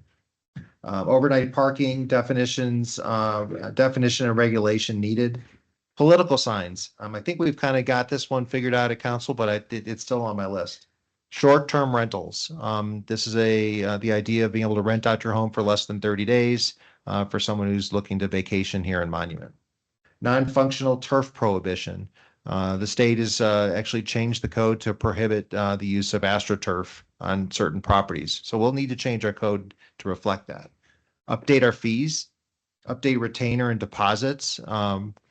As you might be aware, when a development comes in and we have to bring in external assistance to help us review that, there's a charge for that, and we pass that through to the developer or applicant. Up until recently, we tended to go to them after we got the invoice, so we have to go ask for the money. But by code, we are actually allowed to require a retainer or a deposit so that we don't have to ask them for that money later. Lot coverage, including building and impervious surfaces. Approved surfaces for parking and storage. There are places where you can just park your storage right on top of the rock or grass, or whatever you have there. Public hearing and notice requirements. I think we need to take a look at that public hearing, right? In the case tonight, with the plat, you conducted a public hearing and then council is required to conduct another public hearing for the same thing. I would say that that's your job, not necessarily the political groups. Home rule updates.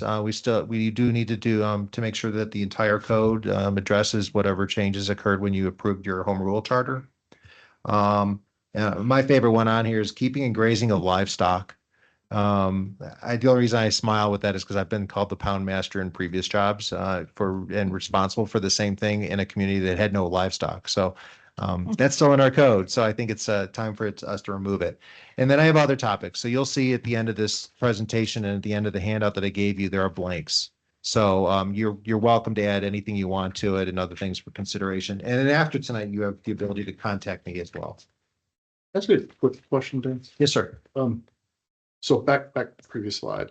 So when we're talking about reviewing lot coverage, building and impervious surfaces.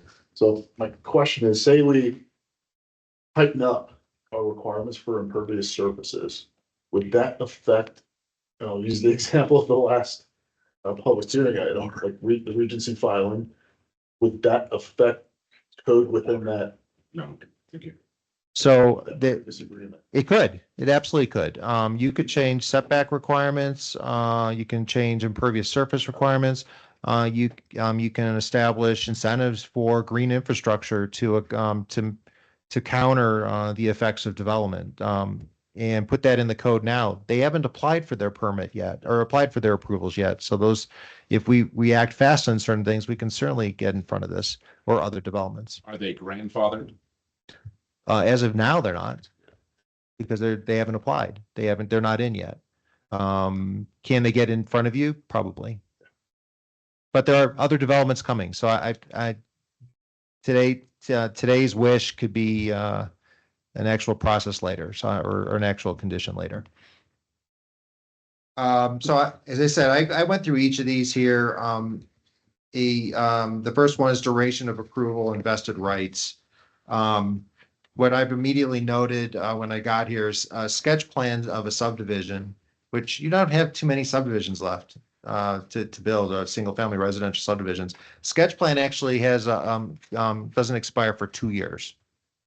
The preliminary plat of subdivision doesn't expire for 2 years. A conditional use for a property never expires. So if they never come in and get I mean, I probably can catch them on some other aspect of the code, but right now a conditional use is actually listed as without an expiration date. So I thought that was pretty interesting. Site plan approval without construction is good for 3 years. Rezoning, that's a vested right. There's no expiration.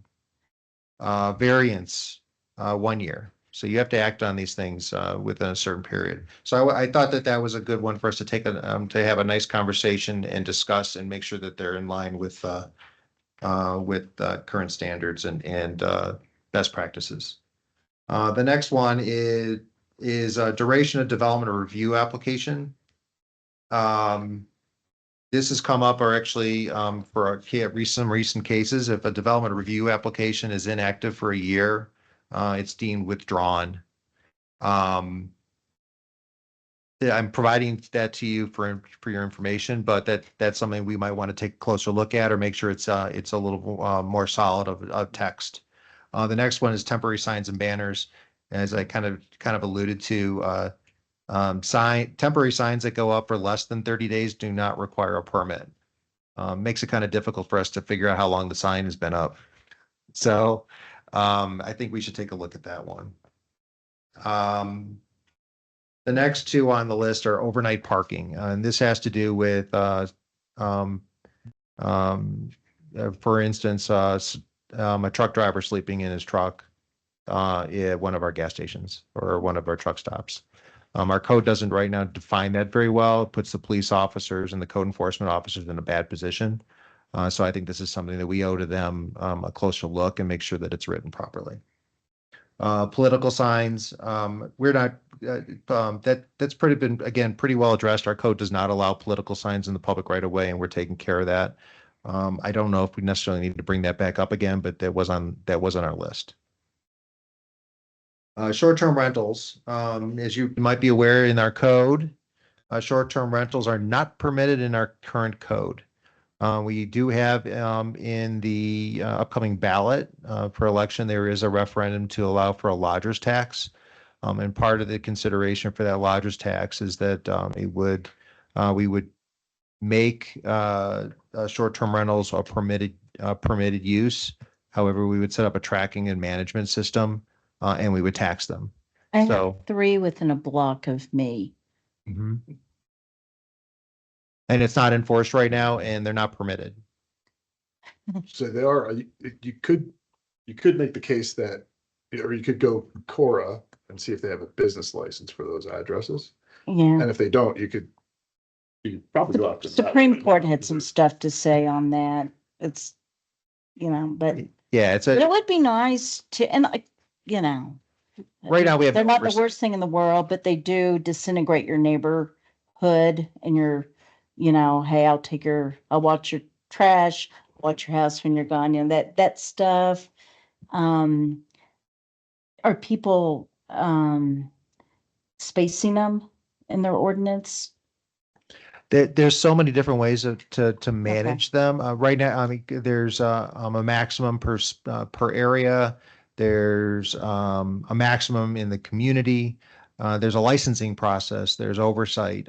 We're proposing a management system that'll make sure they're all registered, that the police department knows where the owner is or how to contact the owner if there is a problem.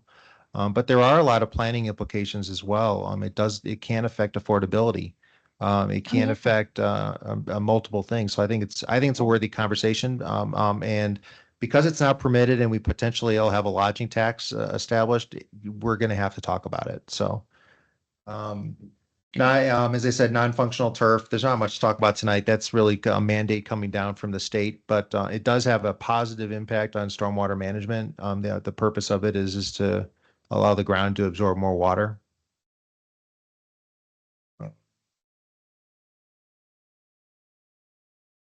Update fees. I think we need to take a close look across the board, and this is beyond just the planning department and what we do. It's we're looking at that across the board for water and everything else too. So I thought it'd be kind of fun to bring you on board on that discussion.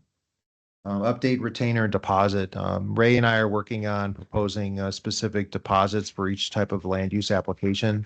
It could be anywhere from $2,500 plus, just to make sure that we have enough money in our account for that developer or applicant to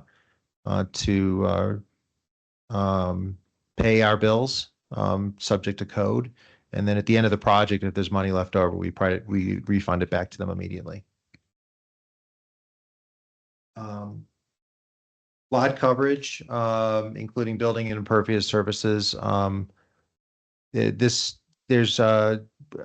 There are ways to tighten this up. I like to consider also incentivizing good practices. So I think that'll be a nice conversation between staff and the Planning Commission to come up with a good program to help address on a property by property basis stormwater management and green infrastructure. The next one is approved services for parking and storage. I think this is kind of a leftover from when we were a smaller town. I think we need to address what's an approved surface for storage. And at the same time, make sure that we're not concreting everything up just to put a vehicle down or a storage pad down. Public hearing and notice requirements. As I stated before, there are many cases and many project types that require a public hearing before the Plan Commission and then before Town Council. I would recommend that we take a look at that. You are the quasi judicial arm of the Town Council, and there's a purpose for your public hearing. You take testimony and develop a finding of fact. Council does receive their recommendations, but they get to talk about the project in a different level. So I'm not sure why we require a public hearing before Town Council. So I want to take a closer look at that. It doesn't let the developer off the hook. It doesn't prevent the public from being involved or eliminate transparency. But it does establish you as the quasi judicial arm, as you are by code and by state practice. So Dan, that you would the desire there is to remove one of the public hearings based from. I want to make sure we talk it through, but I don't know why we would require the Town Council to be to conduct a public hearing. Absolutely, yeah. They receive. People will know because at tonight's meeting, like if they were going to council, I would announce that this case will be forwarded to council on November 4th, so the public would know that the Town Council would see it. But the notice requirements, we want to take the testimony here with the Planning Commission, and that testimony gets forwarded to Town Council for their consideration, and which is more political rather than judicial. And it does make sense just to do that once. It's kind of repetitive, right? Right. Whoa! Want to give that up yet? Oh, that was my magic. Update requirements. Update requirements for resulting in home rule, and then of course the grazing livestock. Okay, so this is my cheat sheet that I've been working with Ray to really pull together the code. You'll see this in part in my development update report that's posted on our website. And this really shows you all the sections of code that are tied to each of the type of development applications. Those are live links, so if you click it, it'll take you to the municipal code. And then the chart in color and by letter tells you what is required for each project or for each application. So there's indication there that it's either administrative or it has a public hearing before Plan Commission and a public hearing before what is it noted here as the Board of Trustees, and because that's what the code says. I want to use this as a way to really take a look at the code with you and see where there's overlaps, see where there are processes that are causing confusion or limiting transparency. We're going to continue to add on to this, and it'll be a good study. As I said, this is included in that report that I keep, that Ray and I keep up to date on the development update page on our website. Oh. Okay, we already talked about livestock. That's a blank. So this is where you can come in and say anything you want. And if there's something that you would like us to take a look at, this is a good time to talk about it. Or as Commissioner Hours is done, just shoot me an email. Be glad to do that. Would something like park fees, to use the park, is that? That wouldn't be part of the chapter 18, but a development impact fee, which is something that we do have in our code that does need to be updated, would be something that's included in that fee section that I talked about. Thank you. Yeah, you're welcome. Question, how is the metro districts, how are those affected by the code? They are within incorporated town of Monument and are required to meet and be entitled through the development process here at Town Hall. So you as Commissioner Green was kind of alluding to before, there may have been some confusion early on, but we are the entitlement arm.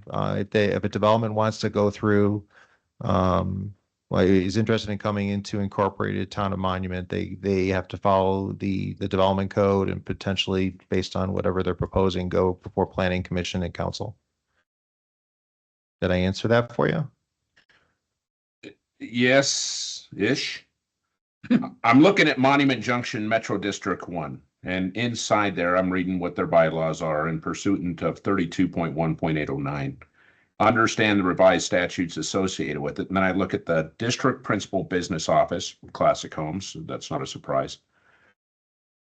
But as I look at it and I look at the board that they have within it, it's stacked with Classic Homes. So that wouldn't be in our chapter. That's a topic that wouldn't be managed by chapter 18. Yeah. But it could be certainly a topic the council can talk about. Sure. Or better yet, you show up to a meeting at whichever metro district you're interested in and participate in their public process. Now, metro districts do have the ability to do certain things on their own, grant incentives. I just learned that they can use eminent domain to purchase or obtain right of way for streets and roads or other utilities and so on. So they have things that they can do.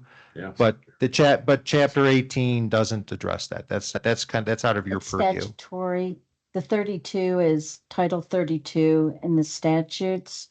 So the Metro District is a Title 32 district. And they can't do land use. We have to do their land use. Their board, the reason for the board is you take your mass of land that is the Metro District. The original owner is always going to be the developer. Therefore, the first board is always going to be developer's choice. Over time, they'll be elected from residents. But before you have residents, you don't have anybody else to be on that board. And it can take 10, 20 years to wean them off and put residents in, but eventually it happens. Yeah. And again, I think the more just in conversation as we're talking through this, it's interesting that as we're growing and as, again, it almost becomes a landlocked entity in relation to the county or in the town of Monument, that becomes one of those things that's just the more and more you find out, the more you understand it. It's like you said, I mean, it's interesting, I understand it. From that aspect, when we look at the code as Title 18, no issues. But I guess my question there, when it came to taxation and all the other pieces, it always goes back to, well, why am I paying this thing called PIF? you know, and all the other, it took me into a whole nother realm. And it was interesting, but I think, you know, it goes back to the more you know, the more you just sort of like listen and see. In Title 18 has no relation to it, but I just wanted to make sure I'm just sort of like, wait a minute, how did this happen here and pulling that string more and more each time that truly open up? Well, Yeah, here's my comprehensive plan, Bell. It's something we could talk about during the comprehensive planning Sure. process. It's because we do have a relationship with our metro districts, and development community. Jackson Creek North, for instance, I'm sorry, not Jackson Creek North, the gentleman who was here before you today, that's a much larger project than the property Sure. that you looked at. And we don't understand the stormwater systems that are in place. And I think it'd be good for this group and council to kind of to have a show and tell and show how there's a bigger system at play. And it's not a one-off pond here and a one-off pond there. So I think it'll make us feel better. Yeah. Quite honestly. But that's a conversation. What you just brought up, Chair, is something that's it seems to be coming up regularly. very well. Thank you, sir. Yeah. Anything else?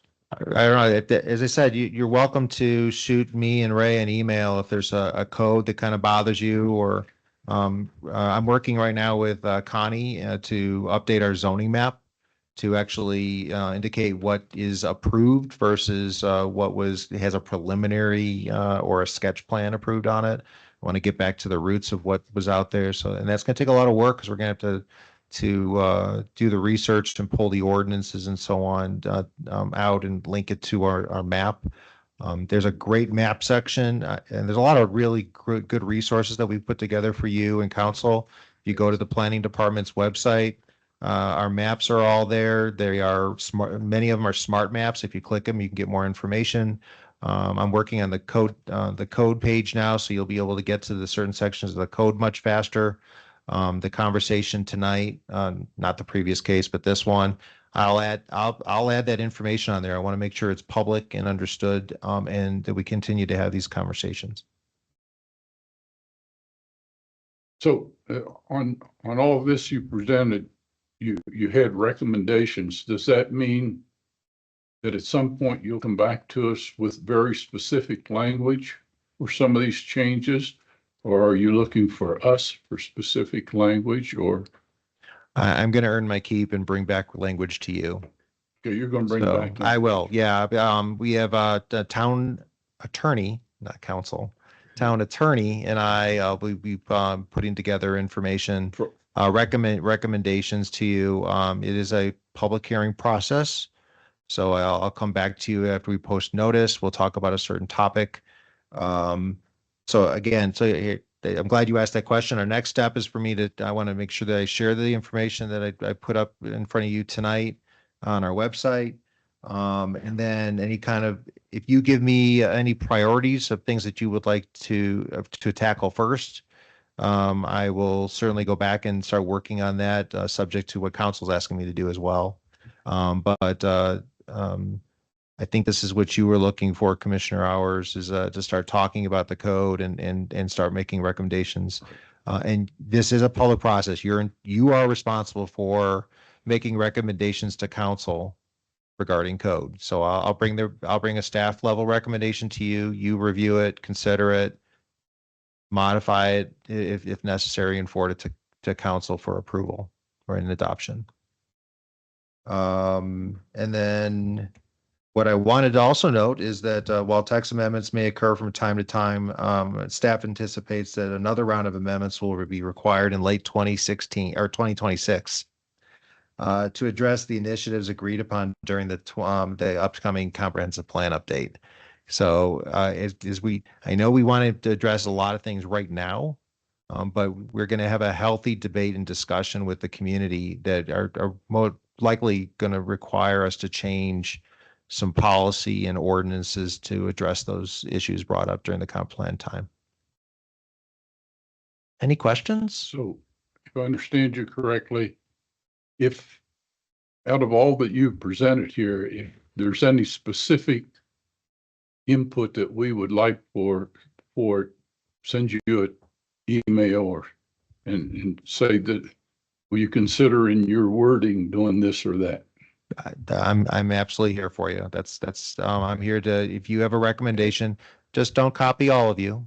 Make sure it's only sent to one member or the other, or to me. So- And I will share it appropriately and we'll have that conversation. And then the other question I've got, you, I also heard you say, if we felt something on here should be addressed before the other, let you know that and why. Please do Okay. so. Yes. And again, I might not be able to act on it the same way you, at the same time frame that you do, because council is asking the planning department to do something different. But I will make sure that it's on my priority list and we address it as quickly as possible. So the things that I sent to you on my email, Mm-hmm. I'll verbally tell you, we need to get those changed pretty quick because they have a major impact on what comes to us for review at this point in time without any other consideration for all the changes that need to be made. What I can assure you is that I'll take the information that you've provided to me and I'll probably be bringing it back to Plan Commission as a third or fourth item on the agenda and then you guys can talk about it. I want to make sure that I'm not empowering one commissioner over the rest of them. Understand that. So, but yes, that's the intent, is to give you the opportunity. You provided that to me to give you the opportunity for you to have a discussion and And can we consider get it. back to the nice chart that you had here? My favorite chart. I love charts. Well, here, I'm going to do this instead.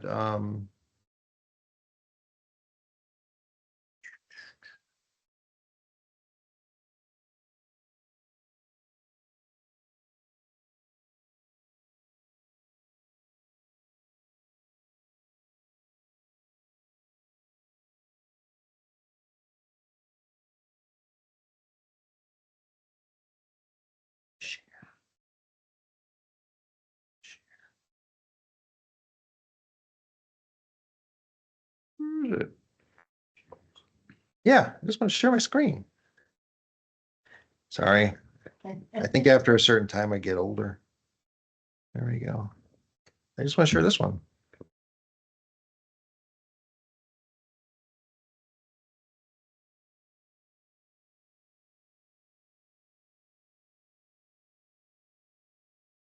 Oh, I know where I can do it. Here, I got it. I got it. I figured it out. Oh, that's even easier. Word? Okay, I think. Oh, I declined it. I didn't want to share. Let's do it again.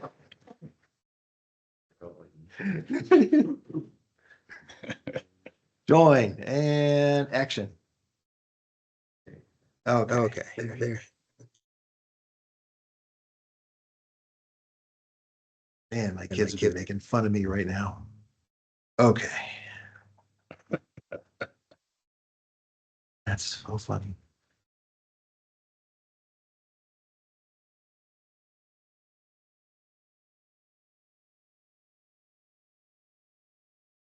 Wrong one.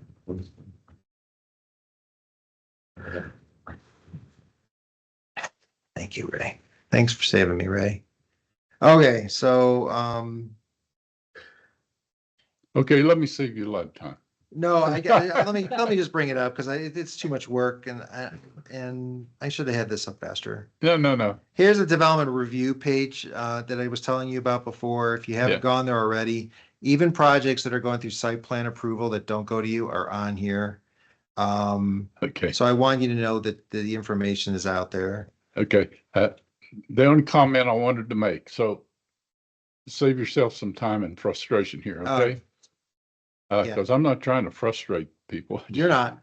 But in that chart, I saw all the things that, you know, they have an A and a this and a that. And one of them was administrative approval. There you go. Okay, you get down there and I'm going to talk just to the site plan. It goes over here and it says AD, administrative approval. All I'm saying is every time those people get approval from anybody, the applicants. They then come back to us and they come back to the council and say, well, it was approved. The sketch plan was approved. I'm just saying, I don't have any problems with sketch plans as long as they're not approved. So that's why I created this table. I want, if you can mark it up the way you would like it to be done, we can talk about it. Okay, good. I do not want to ignore the foundation that would, I mean, there was already plenty of conversation when this was created. Yeah, I understand. But right now, site plan and sketch plan are completely different. Site plan is administrative. That's a locked in development. We know what's there. We've got all the background to it. It's the last step before construction documents. And it's administrative. If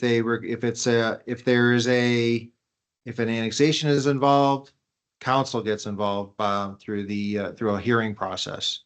If there's a rezoning,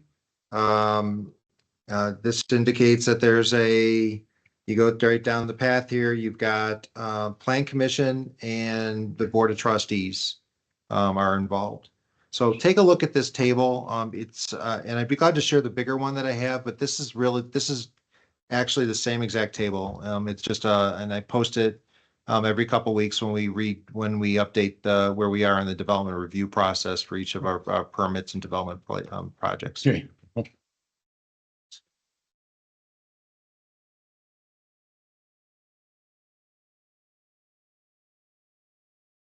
That's correct. And the multi-use, which I think a couple of us had been like, gosh, there's so many options. Are there ever tiers of multi-use where you could say this plat is for multi-use 1, and that would be these types of businesses or opportunities, multi-use 2, and that way it takes one title and doesn't create 74 options. So, and this, I think, is where Commissioner Green was kind of alluding to when we were talking about the zoning district that the previous plat was in. Yeah, but our zoning each zoning district allows for different levels and different types from single family large lot up to high density to mixed use with industrial. That's what zoning districts are about. And the zoning district that we talked about earlier tonight does allow for a lot of things. It certainly does. The things that are going up are almost overlaying, like I had mentioned before, how many car washes do we need? How many, dentist offices in a 1 mile radius kind of thing. And the multi-use or mixed use, I just wondered if that was something that is addressed through us, or is that addressed through just your office? Oh, well, no, I'm an arm of you, so I'm an arm of you, so I follow the code. So, and you're Okay. responsible for the code. So,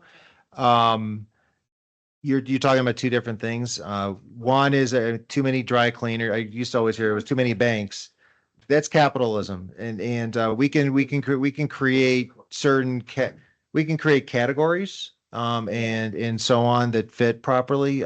But Say that this one is category for MU1, and this one's over here MU2, and they have multiple. yeah, that's what the code is. That's what the code is. And then you could have a conditional use it used to be that you'd have a conditional use saying that a certain use had to be so many feet away from other uses. So there's things you can do in the process, and we can look at that in our code. But I'd be careful to try to control the market through zoning. No, I know, I understand.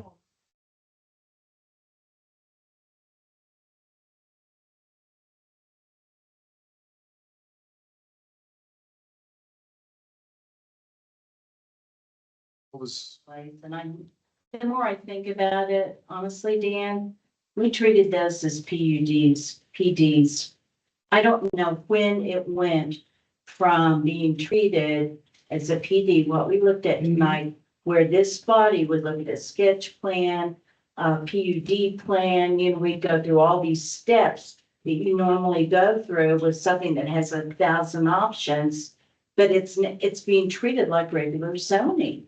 It's being treated like you can do 100 things but you don't have to go through the PUD process. And sorry, I'm still just, It was just like that with Zeal. Remember? And you brought up the same points, I Yeah. think, then too. Yeah. that's just not, I mean, one or the other. If it's going to be, no more negotiation and step review by this board, then it's a regular Euclidean zone, it's a single family home. Good, draw it up, you look at it, you do the administrative approval. But if it's a mixed use, it needs to go through a PUD process. I'm not, there's a reason why I delayed this from coming before you. Okay, so, I think that those are, I would like to come back in front of you with our attorney and talk about, the final PUD and the preliminary PUD process and what constitutes a final, what constitutes a plan unit development versus just a straight zoning and approval. Our current code doesn't do that. So that would actually be my priority to come back in front of you with is to really talk about that process because that's where I think the process is confusing, or not confusing but not clear. Possibly, and that could have happened when we did the. I mean, I didn't look at chapter 17 and 16 the way they were written before. If there's any major changes from then to here, somewhere it happened. So, and I think a lot of our code right now is designed based on how do you approve a subdivision, not necessarily a mixed use development, or for that matter, say you want to do mixed use in the downtown. I'm not sure our code is really set up for that. So that's where I definitely want to bring that back and have that conversation. So yes, I felt really truly felt for your comments tonight, and I understood them. But the position that I'm in as your staff member was, I think I made it pretty clear what I needed to get done. So, any other thoughts, or do you guys want to go home? Well, we got reports that you got through on this, but All right. No other questions, comments? Going to move over to non-agenda public items. Do we have any non-agenda public items? To beat a dead horse, the only thing I wanted to just share with you is that the RFP went out yesterday for comprehensive consulting or comprehensive plan consulting services. The proposals are due in the week before Thanksgiving. Then we'll have an internal group review those proposals and hopefully have someone selected by and under contract by July or by January. I still expect the project, the comprehensive planning process to last about 18 months, if not more. We're asking an awful lot of the planning consultant, downtown master plan, recreation plan, stormwater management, they're all in there. And to do all that, that's a lot of stakeholders that have to come to the table, or a lot of cats we have to herd. So I temper your expectations for pace and speed. But I can assure you that if we do it right and we get all the angry and happy people in the room together, we'll have a sound comprehensive plan at the end that we can use, and then the key will be to implement it. So and keep it off the bookshelf. Actually use it for budgeting and priority setting. So that's really all I have tonight. Thank you. Thank you, sir. Any reports, communications, announcements? well, the other thing, in the future, is it possible for us to get an estimate of how many letters were sent out to residents that are within 500 feet? For them to tell us how many, We can have, you know, we have an empty room here tonight on this. Now, does that mean that there were only 10 or 15 letters sent out, or does that mean that there were 150 sent out and nobody really cares? I think that's I'll tell you what I can do is add, on the slide where we typically show that the notice was provided, we'll put a map on there that indicates all the properties that were required to receive notice. Yeah, just something. Just so that you can not- see, that can be typical these days, to ask someone to come out and make testimony against or for a project takes a lot of time, so. Yeah. Not a Well, surprise. I understand that. It's just, and we've had a lot of people before for Oh, other yeah. things, but when you see nobody, you say, well, are they just not interested? And it means we may be beating ourselves to death even up here, because the community's not interested in it, or that's all. So good. There might not be any houses, 500 people. Well, I don't know. That's what I'm saying. That gives us, I don't know.